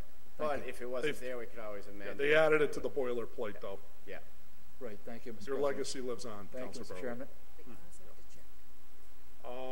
Any other thoughts, comments on the 1.5? Councilor Roman. Just through you, Mr. President, I was just wondering if the chair, because I couldn't attend the meeting, I apologize, why F and G were tabled and H just... We, for the 4.5, we did get into that one, which is the sidewalks. Really what it was, it started a discussion on streetlights, which said the 10 most dangerous ones that we've been trying to fix for quite some time now. But then they said, well, at the same time, we're going to do sidewalks too. So the breakdown could have been, well, we'll do some lights and we're not going to do all 10. We might do 4 or 5. Ooh, that's not what, yeah. Oh, yeah, that's how it's a slippery slope. And then we're going to do sidewalks. And as we all know, even with the Bartley Amendment, they could say, well, instead of $500,000 for sidewalks, we'll make it now $1 million because the lights were more than we thought. We can only do 3 intersections. So to me, I raised the biggest problem with that is if you look at prior meetings, we've had 7 meetings on streetlights and how dangerous it is right now. Specifically, if you look at Northampton Street, trying to cross Dwight Street, so going from Lynch over to Dunkin' Donuts, the crosswalk lights do not work. I have filed 3 orders demanding that that be fixed, or someone's going to get hurt, especially someone with a stroller. Northampton and Sargent just went out. And Northampton and Sargent just went out tonight, actually today. So here it was kind of a little trick that we've seen is, yeah, we're going to do streetlights, but then we could move it to sidewalks. I said, stop it, send us a real bond for all the lights, get them all done, make the city safe. So Mike's going to try and go back and address that issue. If they want sidewalks and street paving, do a separate bond for that. Right. As far as the stained glass window and the playgrounds, we just kind of ran out of time, and it was kind of something that the committee said we'll do it at the next meeting. Great. Okay. We're we're at second reading on the 1.5, so hearing no further discussion on the 1.5, the clerk will call the roll. A yes vote is in favor of the bond, a no vote is to deny the bond. Graney? No. Jordan? Yes. Leahy? Yes. Lopez? No. McGee? Yes. McGivern? Yes. Roman? No. Sullivan? Yes. Tallman? Yes. Bacon? No. Valentine? Yes. Bartley? Yes. Bresnahan? Yes. 9 yeas, 4 nays. By your vote, that is defeated. Make a motion to reconsider our action for the purpose of tabling. Second. Okay. Motion's been made and seconded to reconsider our action on item 14E. All in favor of that? Aye. Opposed? So moved. Motion to lay on the table. Motion made second to lay on the table. Okay, motion. Second. Is there a second to lay on the item 14E on the table? All in favor? Aye. Opposed? So moved. 14E tabled. Okay. 14I. Committee on Finance, to whom was referred a bond order of $1.25 million for replacement vehicles in the DPW fleet, including payment on all costs incidental and related thereto. Motion is to approve. All Motion. 5 members of Finance. Motion to receive, adopt, pass first reading. Second. Motion's been made and seconded to receive and adopt and pass the first reading. Under discussion, Councilor McGee. Yeah, here's a list of all the old vehicles. We have a recycling truck, 13 years old, refuge truck, 22 years old, a litter vac, 14 years old, a dump truck, 23 years old, front loader, 23 years old, a foreman truck, 19 years old, and another truck, 29 years old. The fleet is pretty much dead. Therefore, by not putting into the budget capital expenditures, which is what I've been begging for each and every year in a budget, we're now going to go out and buy 1, 2, 3, 4, 5, 6, 7, 8, 9, 10, 11 brand new trucks to deal with this problem. Unless we just did it each and every year over a period of time, we wouldn't have this big nugget.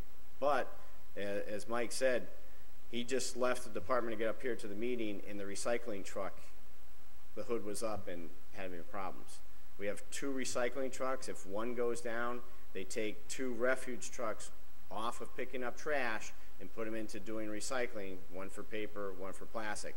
So now you have 3 trucks doing what 1 truck was supposed to do. Not cost effective. So they need these immediately. For some of these trucks, there is a few months turnaround, kind of like the police cars. So the sooner we act on it, the quicker we can get new apparatus in here to do the job. I'm all in favor of this. I'm just wondering if maybe next year, if we approve this, there'll be a reduced cost for the motor vehicle maintenance budget for parts and all of that. One would think, theoretically, if you replace a huge portion, 11 new vehicles that you've been theoretically servicing. My vote would be is cut it entirely or leave 10,000 in there, and they can always come back and get money for fixing cars. Yeah, approve this, and then we should save a little bit on the maintenance end. Okay, great. Any other discussion? Councilor McGivern? I think that's a half I would speak in favor of it, and I apologize to the committee I couldn't make the meeting. But this is a commitment to the types of vehicles that we're using for long term. And is that something the superintendent agreed to? By that, what I mean is, some cities and other communities are going to the side pickup with the bigger trash receptacle, and certainly that's what we've already done with the recycling, which makes us money. But are we going to continue to do trash the way we do it now? Yeah, he didn't answer in a sense of how we're going to change trash pick or anything. It's just the new trucks to keep the way they're doing it now. That's how I perceived it. Okay. Thank you. Councilor Bacon. I would just note that our superintendent also shared with us that when he gets the new trucks online, he'll be able to use more of our own staff to do plowing, and he won't have to be as reliant on the outside contractors. I know a number of us get calls when the contractors are out, and sometimes people have questions about how thorough or how knowledgeable they are of the city. So I think that would be another win for the city and the residents. And I have to compliment our superintendent because I really think he's being as efficient as he can and keeping the equipment running as well as he can and shifting staff around. So I think he's probably achieved the efficiencies that are available, but I do agree that we should see some maintenance costs decrease with this big bonding. Thank you. Just one point on that, and Linda makes a great point on the efficiencies. One thing I forgot to mention, she just reminded me, is he's looking to buy an excavator, which is something we don't have, and we actually go out and rent it or sometimes hire people to go do the job. So we have a contract with Suez up to $110,000 a year to do the drainage that is collapsing. So once that contract runs out, it's on our dime, which he says is roughly about $300,000 to $350,000 a year. By us doing it in-house, we're going to cut that cost down. So it's being proactive. That's $60,000 on this sheet, but you know, $60,000 to save $350,000. Just one example. Thank you, Councilor Sullivan. My question just got answered. Yep. Look at that. I'm foresight. You're clairvoyant, psychic. I mean, your skill range is amazing. Any other thoughts, comments? Okay, great. So all in favor of passing the first reading? Aye. Opposed? So moved. Pass the second reading. Second. Motion's been made and seconded to pass the second reading. Any discussion? Hearing none, the clerk will call the roll. A yes vote is in favor of the $1.25 million bond for the DPW equipment. The no vote is to not do that. Greenie? Yes. Jordan? Yes. Leahy? Yes. Lopez? Yes. McGee? Yes. McGivern? Yes. Roman? Yes. Sullivan? Yes. Tallman? Yes. Bacon? Yes. Valentine? Yes. Bartley? Yes. Bresnahan? Yes. Unanimous vote. By your unanimous vote, you have bonded $1.25 million for that purpose. We now have the Public Safety Committee reports. Think you can handle it? Complied. It's not traditional, Councilor Bresnahan, but would you be so kind as to consider doing all the Public Safety Committee reports as a package? If we will theoretically vote in favor of the entire package, and then you can just kind of give a description of all these? I was going to send 2 back to committee. Okay, tell us which 2. I was going to ask for 15C and 15E. The maker of the order sent me an email the day of the meeting, and I just didn't get to it, so I want 15C and E. And 15E. Motion on the floor is to send 15C and 15E back to Public Safety. Is there a second? Second. All in favor? Aye. Opposed? So moved. 15C, 15E, back to Public Safety.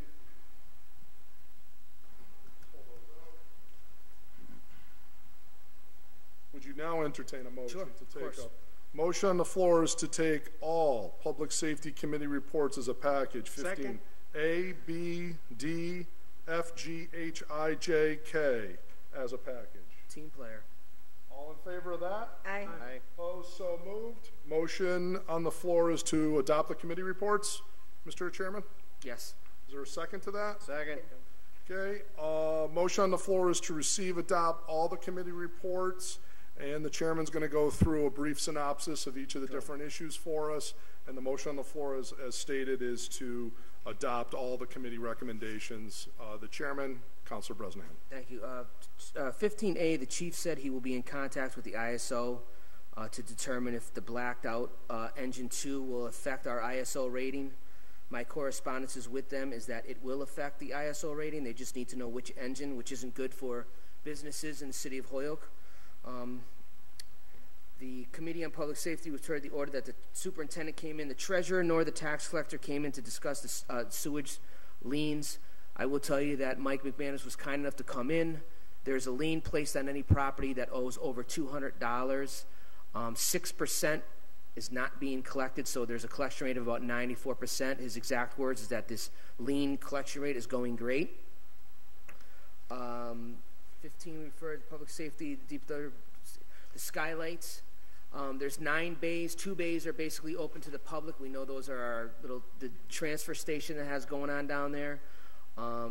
There are some serious concerns. It's about $1.6 million to replace the roof down there.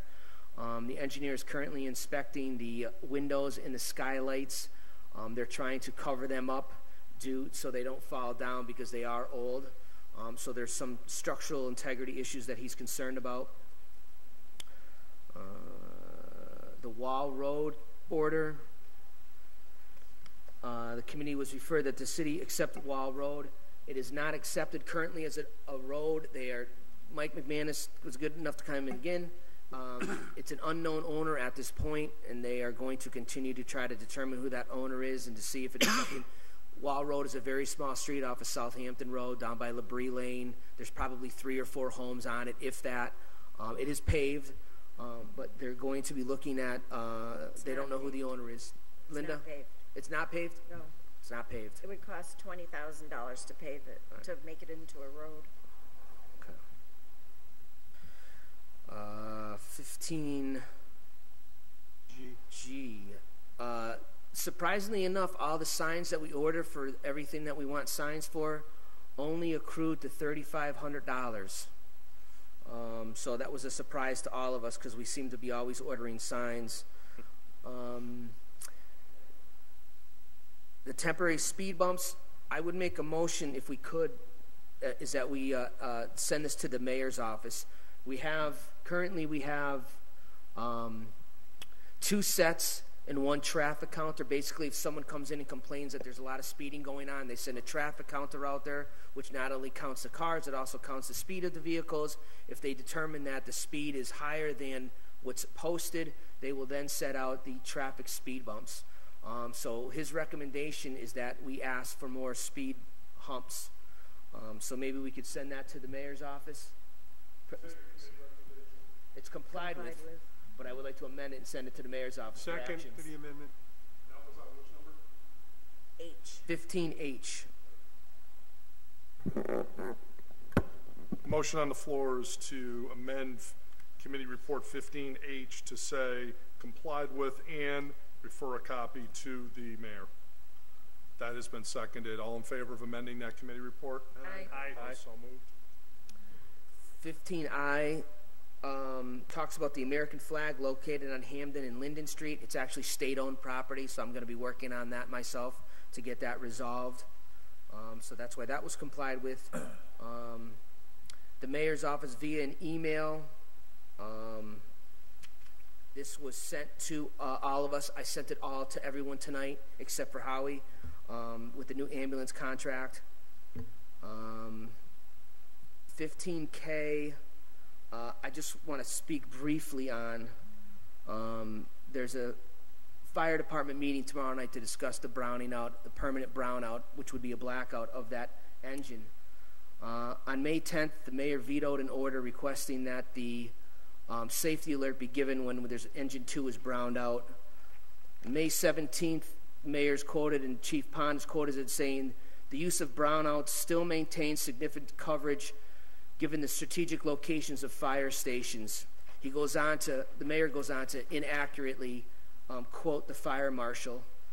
On June 1st, Chief Pond is quoted as saying, Chief Pond disagrees with the brownouts but enforces the policy of removing truck from service occasionally to save overtime money. He later goes on to say, and this is very, very important, the fewer fire trucks that are available per shift, the less coverage is provided throughout the city, especially if more than one fire occurred at a time. Every time you have a brownout, you roll the dice. So my point is that there seems to be some contradictions coming from the fire department, board, commissioners, as well as the chief. Is it a money issue or is it a safety issue? And in both instances, depending on which question you ask, they will answer that question. He's quoted as saying, in a nutshell, the plan is to increase firefighter safety by assigning more firefighters. He's quoted as also saying that when we do this, we roll the dice for public safety. Another concern is many communities are also watching us what's going on because we have that memorandum of understanding where we share alarm engines, and when there's a situation in another community adjacent to us, we send a fire truck. That probably won't be able to happen anymore if that goes through. I would respectfully ask that Mr. President take out a late file order with respect to 15K, which was the last one I gave you, if you have it. And it's simply to refer to the mayor's office. We don't have to discuss it. The exact wording of Fire Chief Pond is that he has enough money in the fire account overtime budget. They will not use all of it that is there. He thinks it's a great idea to have an independent audit assessed of the Holyoke Fire Department to determine how many engines we have, how many officers we have. Maybe we have too many firefighters, maybe we don't. I don't know. But there are companies. Chelsea was done. Springfield was done. I put in for $30,000 out of his overtime. I'm assuming it won't cost that much, but I just want to be sure that the mayor, since they speak that they're for public safety, I disagree with that, that he takes the money out of the fire department budget for overtime for this year, which is about $60,000 to $70,000 left in there. He's not going to go through it. Fire chief's own words Thursday night said it's a great idea to get an independent audit for his fire department and our fire department to ensure that we do not continue to roll the dice, as he so eloquently put it. I would also encourage the public to attend tomorrow night's meeting at the Holyoke Fire Department at 6 o'clock to express their thoughts and concerns about blacking out an engine which hasn't been done since 1976. Mr. President, if you would be so kind as to take that order out. I would, if it's okay with the body, chairman, of course. I would like to handle all these, our vote, Sure. and then I'm happy to entertain your motion to suspend the rules to go to late file F, Great, thank you. which is the Bresnahan order on what you just mentioned. So, is there any discussion on any of the Public Safety Committee reports as presented? Mr. McGivern. No discussion, Mr. President. I thank the Public Safety Committee for acting on it as a package. I think it's team unity, as the chairman pointed out, and as chairman of the Charter and Rules, I will say the Charters and Rules will do a team package on our report this evening. Well, that's very nice of you. Any further discussion on any of the Public Safety Committee reports? Motion on the floor is to receive and adopt them as amended, keeping in mind H now says complied with, plus send a copy to the mayor. All in favor? Aye. Opposed? So moved. So that takes care of all Public Safety Committee reports. There is now a motion made by Councilor Bresnahan that we go to late file F, which was introduced a little while ago. Second. Which states as follows: the mayor transfer $30,000 from the Holyoke Fire Department overtime line item from the FY17 budget. These monies should be reserved for an independent study of the Holyoke Fire Department to determine if the size of the apparatus, officers, firefighters are adequate enough for the city of Holyoke. Fire Chief Pond, at the last Public Safety Committee meeting, stated he thought this was a great idea to look closely at his department. So that motion's been made and seconded to suspend the rules, to go to this item, and to take up final action on this item. All in favor? Aye. Opposed? So moved. And today is June 20th. Okay. Is there a motion to adopt, I assume? Receive and adopt and send to the mayor's office. Motion's been made and seconded to receive, adopt, and refer to the mayor. That has been seconded. Under discussion? No discussion. Councilor McGivern. Can I have the wording again, please? He's requesting that the mayor approve a transfer from his overtime budget of $30,000 to fund an independent study of the fire department for the purposes of looking at manpower, apparatus, all these issues. Apparently the chief said that he was supportive of doing that. I don't have an issue with the request or the study. I have a question or unsure about where the money's coming from, if that's the appropriate. But why do we have to identify where the money's coming from? Why don't we just ask the mayor to find the money and do the study? Because the fire chief is not going to go through that overtime money in his estimations before the fiscal year ends. The only problem with that is there's no more council meetings before the end of the year, and he can't transfer money out of overtime without our approval. Right. That's one little glitch that I just noticed to that. Mayor could call a special meeting. Kevin could call it too. True. I suppose. Do we really want to have a special meeting just for this? But maybe how about if we took out, only because I am with you on the overtime line, we might want to just say transfer $30,000 to do this, as opposed to specific. Maybe you could use one of his expense lines to do it. Is that okay? Would you be friendly amendment? I'll email the mayor about where it should range from. So friendly amendment to eliminate the language overtime line item. Is there a second to that? Second. All in favor? Aye. Opposed? So moved. So that's friendly deleted the words overtime line item from the order. So just transfer $30,000 from his budget. We'll let them pick where they want to take it from. Any other discussion? Hearing none. All in favor of adopting? Aye. Opposed? So moved. Adopted. You're welcome. Thank you for the good work over there. And now brings us over to public service. We have 2 items from public service left. First up is there is a committee report regarding the mayoral confirmation of just Gustavo Acosta to be a member of the planning board. The committee recommends that his appointment be confirmed. Under discussion. Councilor Leahy. Yeah, just very briefly, the gentleman came in. He had a very good interview. He has a very good resume. He works in Springfield for the Phoenix Charter Academy. He's lived in the city of Holyoke for 30 years. He's very interested. He has the time to volunteer his services. There were several people in the audience that asked him some good questions. If anybody has anything else to add, feel free. Councilor Graney. Yeah, both appointments are meritorious. Both these gentlemen were fine. Answered all the questions very, very well. Terrific candidates. We certainly, I support the mayor's appointment on these. Okay. Any other discussion? Hearing none. Oh, I'm sorry, Councilor Tallman. Yeah, I've known Gustavo for probably about 20 years through Nueva and through Youth Build and HCC, and is a very qualified candidate and willing to step up and get involved in the city and willing to give his time. Okay, thank you. All in favor of adopting the committee report and confirming the appointment? Aye. Aye. So moved. Confirmed. Item number 16B is a report from the Committee on Public Service, to whom is referred a confirmation of the mayoral appointment of Jesus Pereira to serve as Director of Veteran Services for the City of Holyoke. Have considered the same, recommend the appointment be confirmed. All the members of the Public Service Committee. Discussion, this guy, So motion is to receive and adopt the committee report and confirm Mr. Pereira? Yes, sir. Second. Okay. All under discussion. Councilor Leahy. This gentleman, I should say, this veteran was top-notch. One of the best interviews that I think that I've ever seen in this building. He's already working, so this is kind of it's kind of like just kind of putting the I in for the dot in the I's and crossing the T's. He's really concerned about outreach, making sure that people who are coming back over from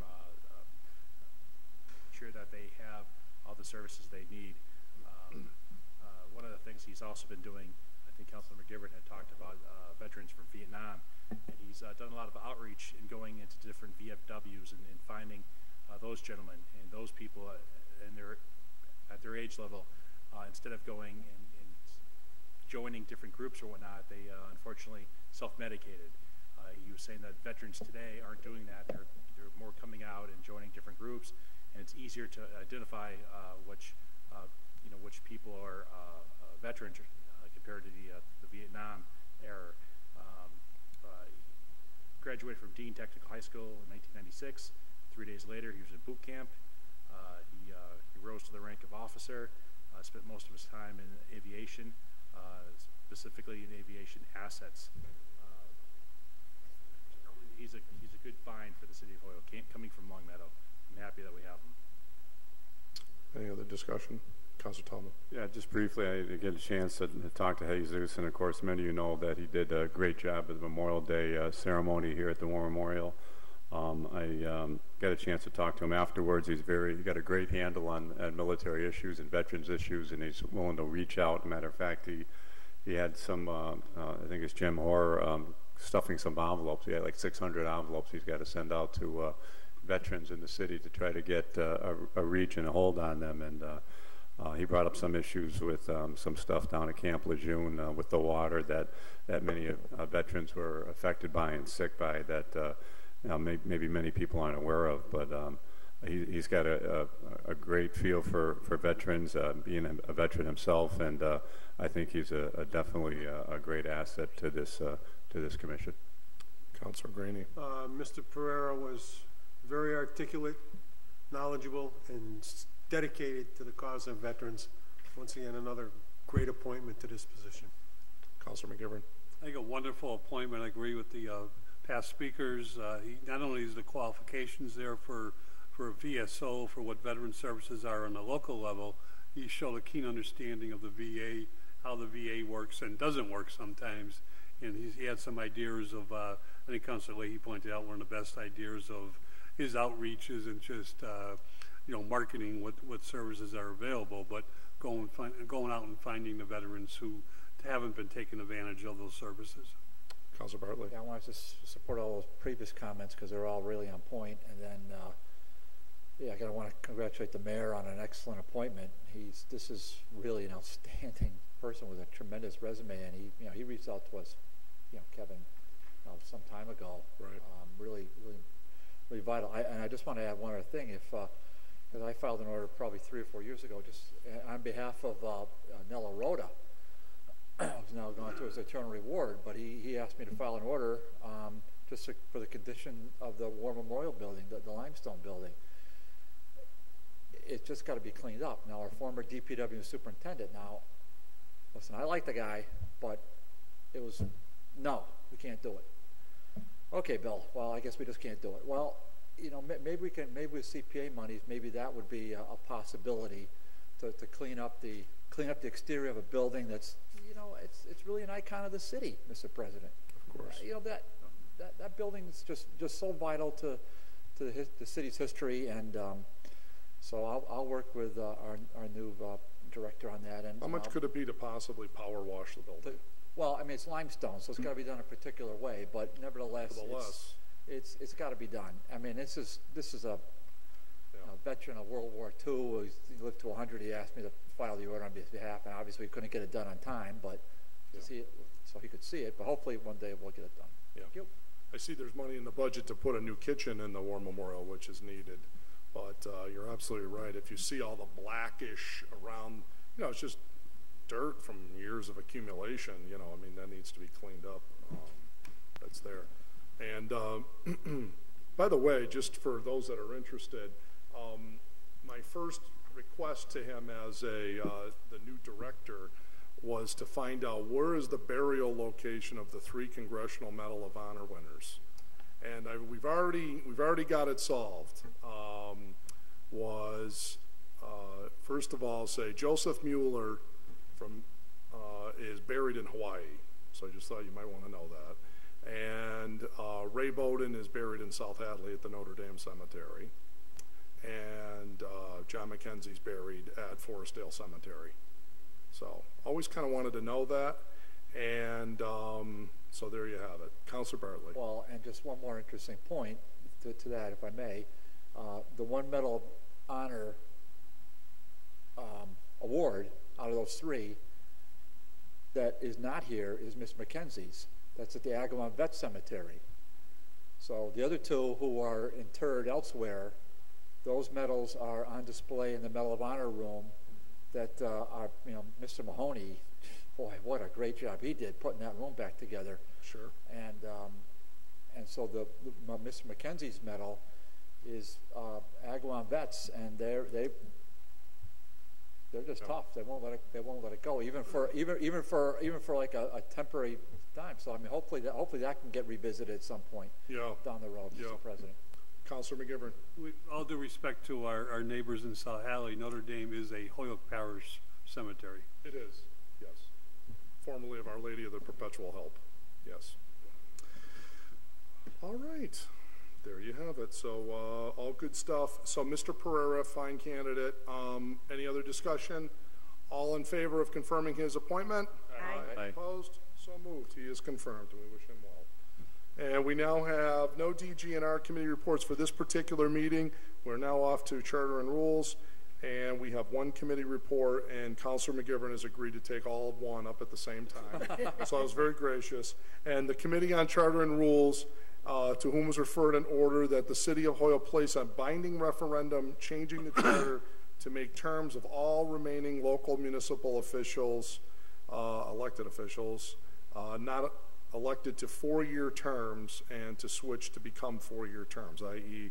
City Council and School Committee. Have considered the same, recommend that this order be denied. Councilors McGivern, McGee, and Bacon. Under discussion, Councilor McGivern. Thank you, Mr. President. Just procedurally, we met last night for a purpose of, especially for a purpose of acting on this order for the reason that procedurally a referendum question would be required.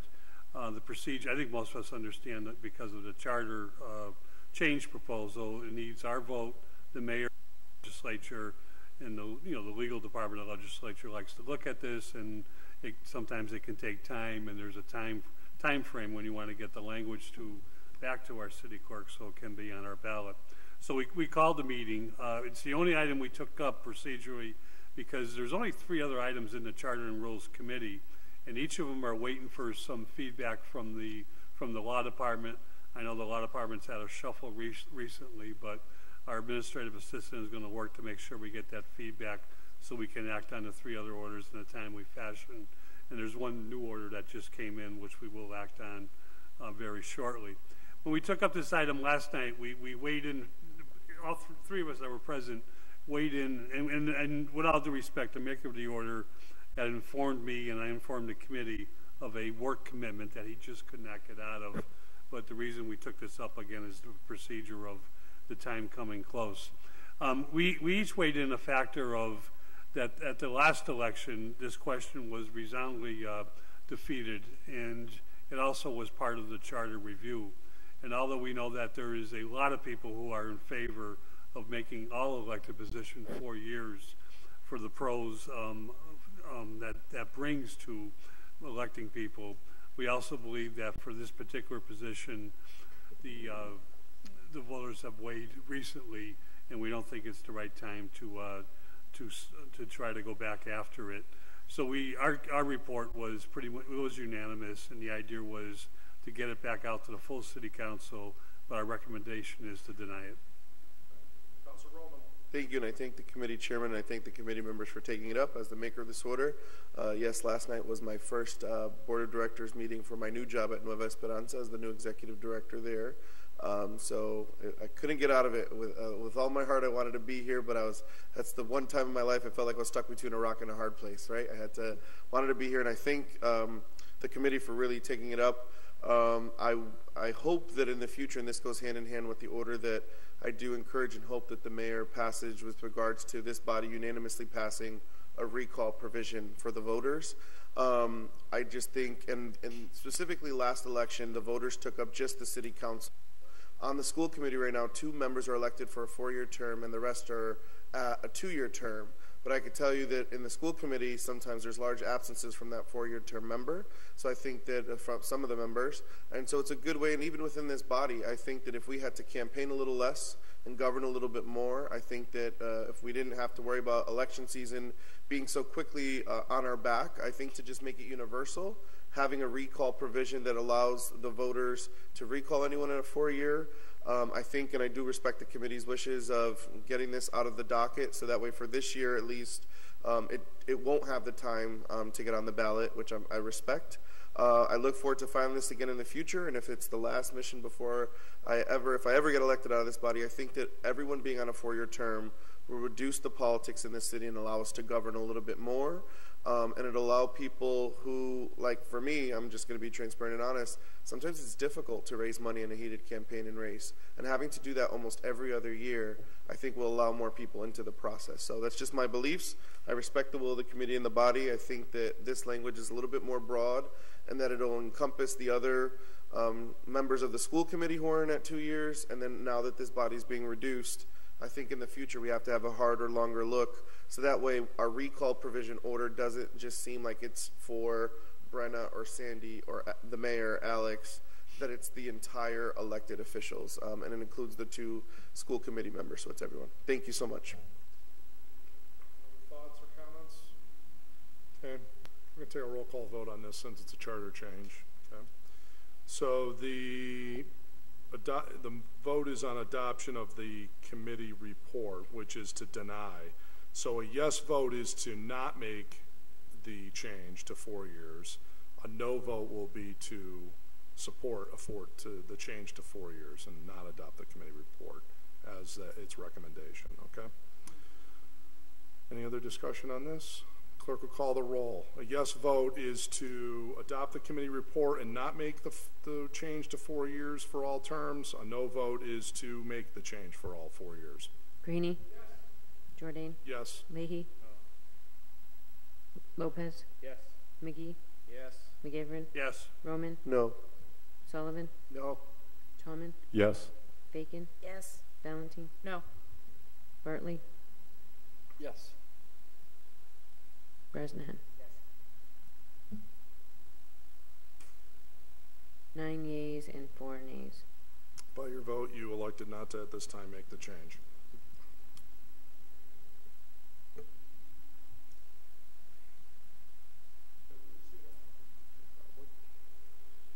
Okay. No joint committee ones at this time. And we now move to motions, orders, and resolutions. Is McGee going to be a team player? He has 20 items. I'm going to take each and every one up and discuss them in detail. With measurements. So item 20 comes to us by way of Councilor McGee. The DPW in Suez look into unpleasant smell of sewage coming from street drains at George and Jefferson. Please provide a report in 2 weeks as to what options can be taken. Receive, adopt, send to DPW, Suez. Second. Made, second to receive, adopt, refer to the DPW in Suez. And by the way, I'm just going to start calling votes. Raise your hand or say something if you really want to discuss these, okay? So, all in favor of adopting? Aye. Opposed? So moved. 21, introduced by Councilor McGee, DPW install curb cuts, ramps at the corner of Beacon and Northampton and at the corner of Anniversary in Northampton. Receive, adopt, send to DPW. Motion's been made at second to receive, adopt, refer to the DPW. All in favor? Aye. Opposed? So moved. Item 22, introduced by Councilor McGee, petition filed for speed bumps on Reservation Road. Ordinance. Motion's been made at second to receive, adopt, refer to ordinance. All in favor? Aye. Opposed? So moved. 23, we already took care of. 24, introduced by Councilor McGee, the Ordinance Committee consider establishing an ordinance that either limits commercial vehicles from parking in driveways overnight or limit the hours that can be left in a residential driveway. Ordinance. Motion on the floor is to receive 24 and refer to ordinance. All in favor? Aye. Opposed? So moved. All right, before we move on, this is where I'll be a team player. Can we proceed out of order and take item 26? Okay. Motion on the floor is to suspend the rules to go to item 26. All in favor? Aye.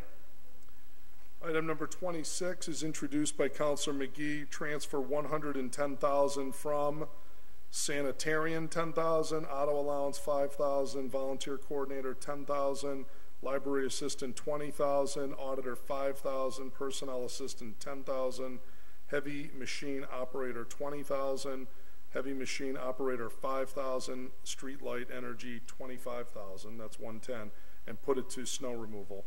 Motion to receive, adopt, pass first reading. Second. Motion's been made at second to receive, adopt, and pass the first reading. Any discussion? Hearing none. All in favor? Aye. Opposed? So moved. Pass second reading. Motion's been made. Is there a second to pass the second reading? Any discussion? Hearing none. Clerk will call the roll. A yes vote is in favor of adopting item 26 and transferring this money for the snow removal as previously discussed. A no vote is to deny it. Jordan? Yes. Leahy? Yes. Lopez? Yes. McGee? Yes. McGivern? Yes. Roman? Sullivan? Tallman? Yes. Yes. Bacon? Yes. Valentine? Yes. Bartley? Yes. Bresnahan? Unanimous vote. By your vote, you've approved item number 26. All right, 25, 27, so 27 to 39. So 25, because we did 26, then 27 to 39. Yep. Receive as a package. Second. And Second. send to finance. Abbreviated reading. Abbreviated reading, yep. Yep.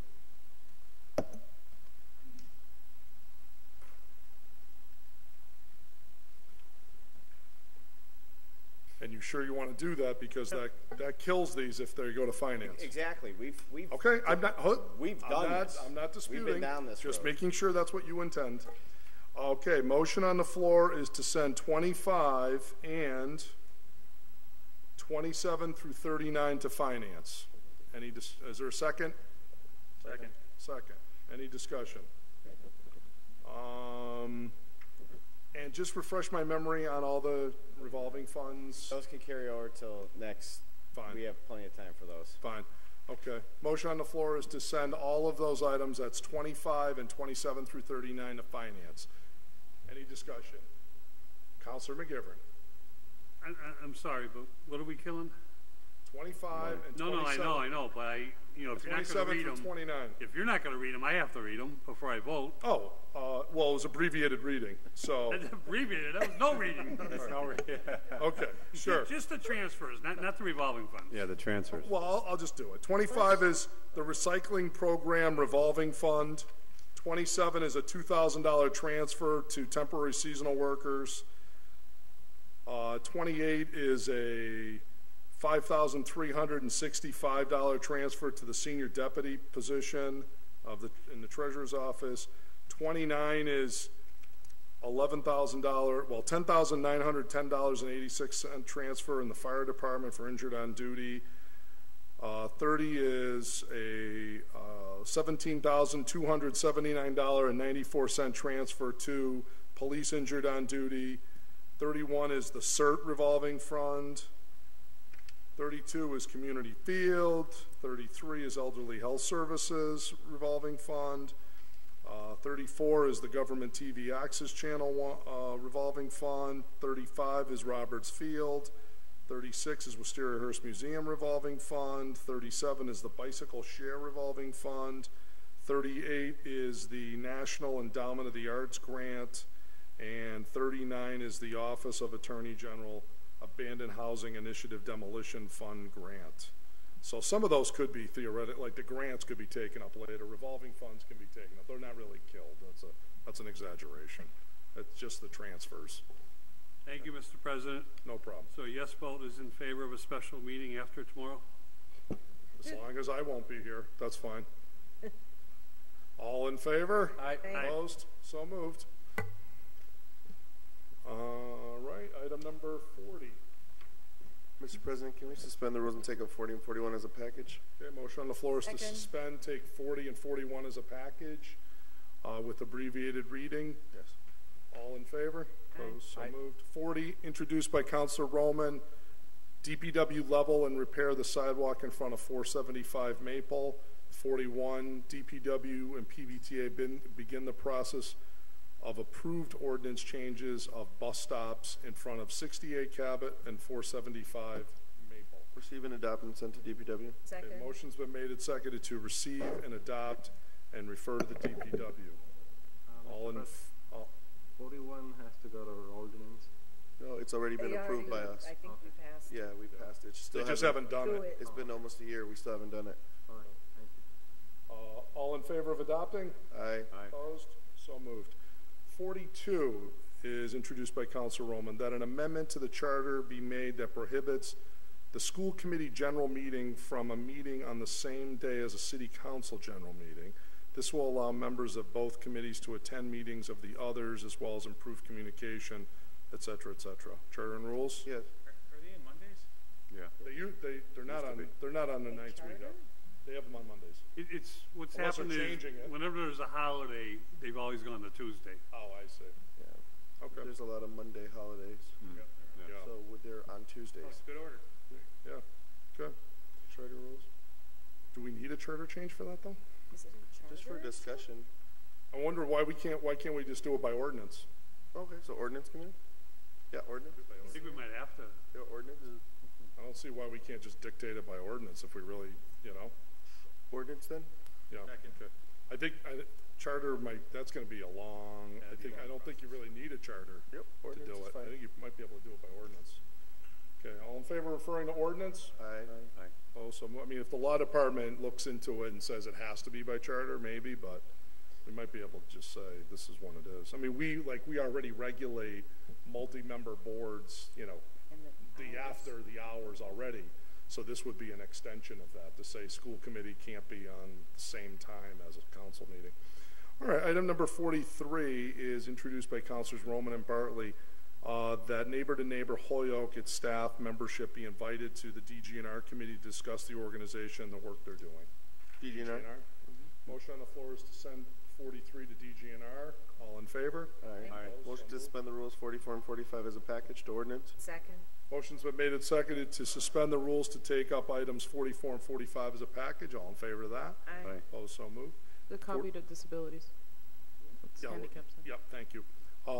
44 is handicap sign in front of 552 South Summer for Jordanis Figueroa. 45, handicap sign in front of 552 South Summer for Brenda Lorenzi.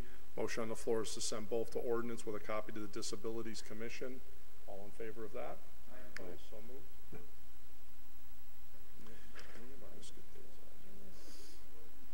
46 is introduced by Councilor Vacan. DPW placed temporary speed humps on Clayton Road as drivers are cutting through at high rates of speed. Receive, adopt, and refer to DPW. Motion on the floor is to receive 46 and refer to the DPW. All in favor of that? Aye. Opposed? So moved. Item number 47, introduced by Councilor Vacan, that the DPW and forestry staff evaluate and trim or remove trees across from 79 Evergreen.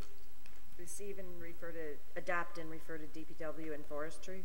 Motion's been made and seconded to receive, adopt, refer item number 47 and refer it to the DPW and forestry. All in favor? Aye. Opposed? So moved. Item number 48 is introduced by Councilor Vacan, that the guardrails be installed at Route 202 near the entrance to Ashley Reservoir across the street from the entrance due to ongoing safety issues. I think that would have to go to DPW, but then they might, I'm not sure if that should go to public safety, because if they evaluate and need money, then we would have to go somewhere else. How about send it to public safety with a copy to the DPW? Okay. Motion on the floor is to send it to public safety with a copy to the DPW. Copy to the mayor too, to maybe start the appropriation. Yep, and a copy to the mayor. Thank you. All in favor of that? Aye. Opposed? So moved. Item number 49, introduced by Councilor Vacan, that the drain at 390 Appermont Highway be cleaned and repaired as needed. It is below the ground level and floods with rainstorms. Receive, adopt, and refer to DPW and Suez. Yep, motion has been made and seconded to receive, adopt, refer to the DPW and Suez. All in favor? Aye. Opposed? So moved.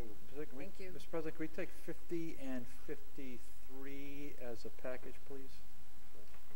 Sent to DGR, please. Motion's been made and seconded to suspend the rules to take up items 50 and 53 as a package. All in favor? Aye. Opposed? So moved. Item number 50 is that the Office of Planning and Economic Development and representatives of the Historic Commission be invited to present the city's historic preservation plan update to the DGNR committee. 53 states. Community Development Director report on funds available in CDBG for reprogramming. Motion on the floor is to take both of these orders, 50 and 53, and send to DGNR. Yeah. All in favor? Aye. Opposed? So moved.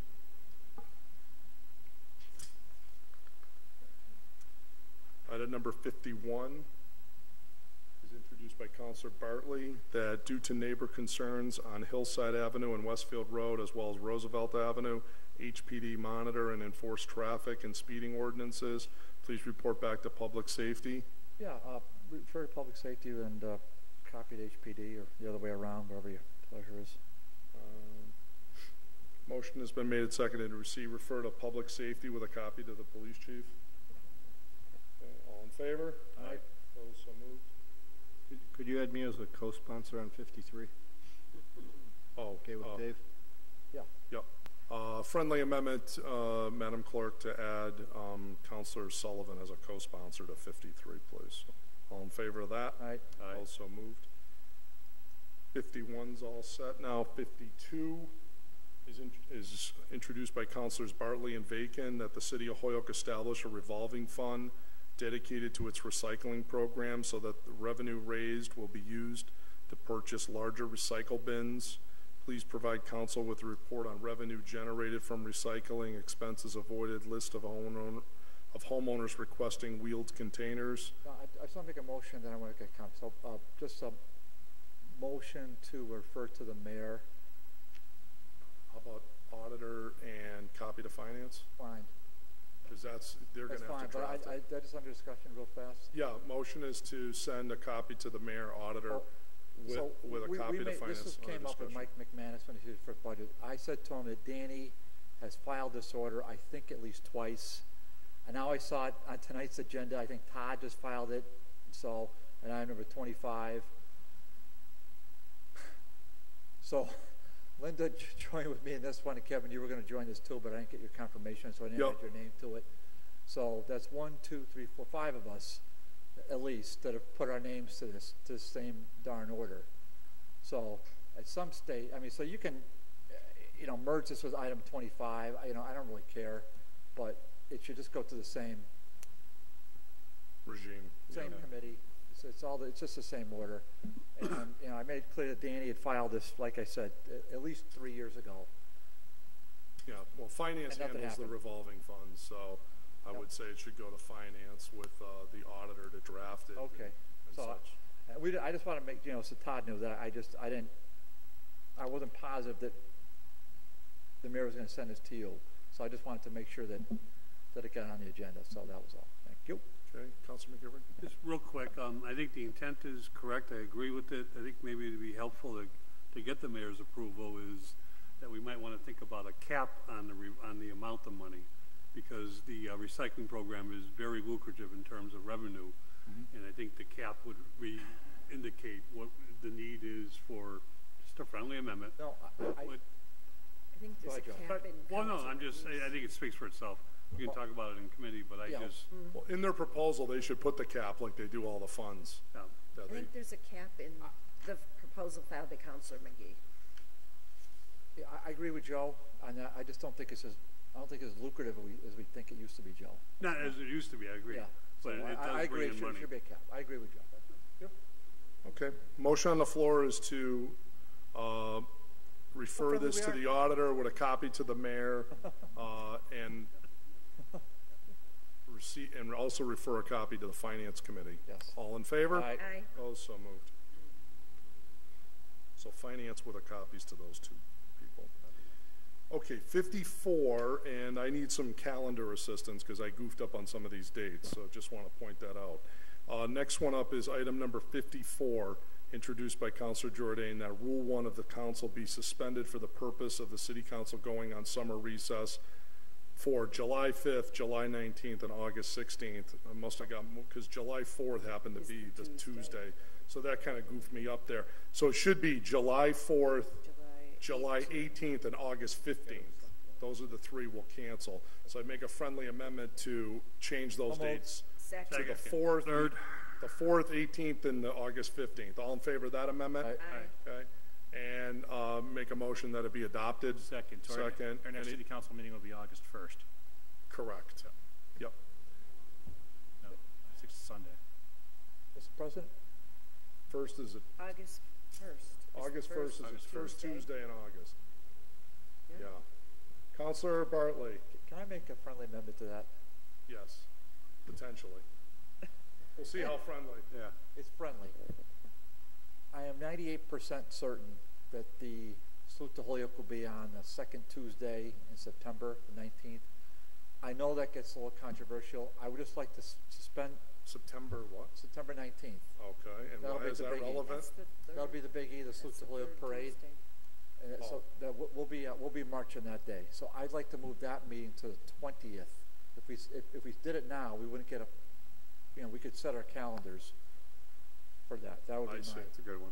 Could we did that last year. Could we take? Yeah, I'm open to that. We did that last year. Could we take that up on the August 1st meeting when that is a little more firm, or do you? Oh, it's firm. It's 98% firm. Yeah, you don't want to forget. I'll make sure it's 99% in August. Put that in as an order for August 1st, and we'll debrief. I'm sure. I mean, we adopted it last year. I'm sure we will. On this motion. Okay. Thank you. On adoption of canceling these three meetings, all in favor? Aye. Opposed? So moved.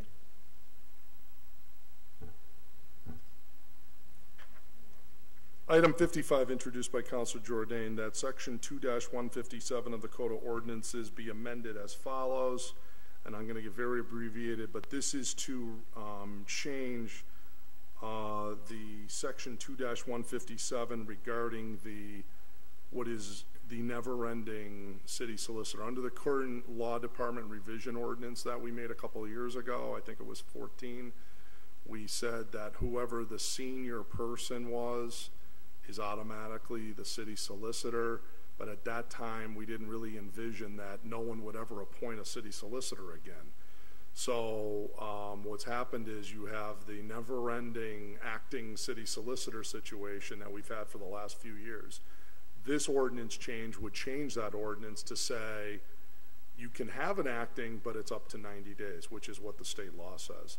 So we've talked about this in ordinance, and so I'm making a motion to refer this to ordinance so we can discuss this change and see if we're still on board with this policy of no actual city solicitor forever. So all in favor of referring to ordinance? Aye. Opposed? So moved. And item number 56, introduced by Jordan Vacan, that the fine for overtime parking be increased from $10 to $20 as requested by the department head. Ordinance. And motion on the floor is to send 56 Second. to ordinance. Friendly amendment. Yep. Add my name to it, please. That we look Adding at. Councilor Bartley as a co-sponsor. And Councilor Leahy as co-sponsor. Yes, Councilor. Friendly amendment, but it can even be done in committee. Is Dan caught me on the street and suggested, he showed me a parking ticket, that there are a couple other fines that are related, that it would actually, if you make the overtime $20, you could beat the system by illegally parking in something that's only $5. Oh, really? Okay, so just we can look at the whole ticket. So I'll second that. Why don't we make, and then let's put a comma at the end of this to say, and other, Related. yeah, exactly, and committee review other related violations. All in favor of that friendly amendment? Aye. Just another friendly amendment that we refer a copy to HPD or Dan, however, so we can. Motion's been made and seconded also we'll send a copy to the parking enforcement officer and the police chief. Okay. All in favor of referring to ordinance as amended? Aye. Opposed? So moved. All right, 57 we already took care of, which brings us to Councilor Leahy's item number 58. So just for the record, that was adopted 3. That was adopted. That's a great order. 58 is an order introduced by Councilor Leahy that the council give a proclamation to Ellie Wilson and Maureen Higgins for implementing a lacrosse program here in Holyoke. This program started 2 years ago. More than 30 girls have had the opportunity to learn the game of lacrosse regardless of income level. To receive and adopt? Receive and adopt, and we can set up for the next meeting. Okay.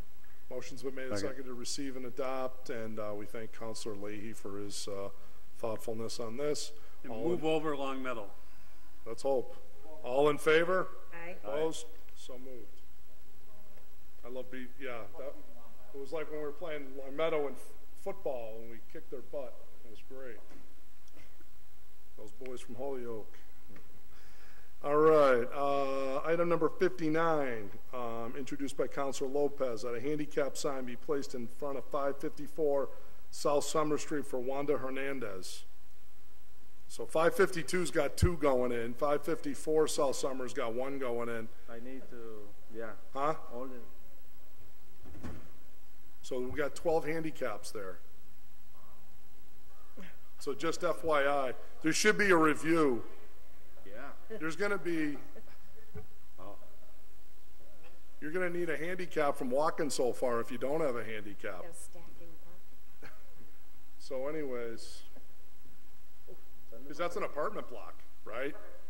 So everybody says, hey, he's got one, I got one, you know? So motion on the floor is to receive 59, refer it to ordinance, and with a copy to disabilities, and somebody hopefully will look at all those. All in favor? Aye. Opposed? So moved. Okay, we're into the late file section of the meeting. We have first up A, introduced by Councilors Mike Sullivan and Jim Leahy, a proclamation in recognition of Edward Roboleski, celebration of his 100th birthday. Motion has been made and seconded to suspend the rules to take a final action on late file A. All in favor? Aye. Opposed? So moved. Motion on the floor is to adopt, and maybe we have him in Yeah, the next meeting. or we go to him if he's up to coming. Otherwise, maybe give it to him.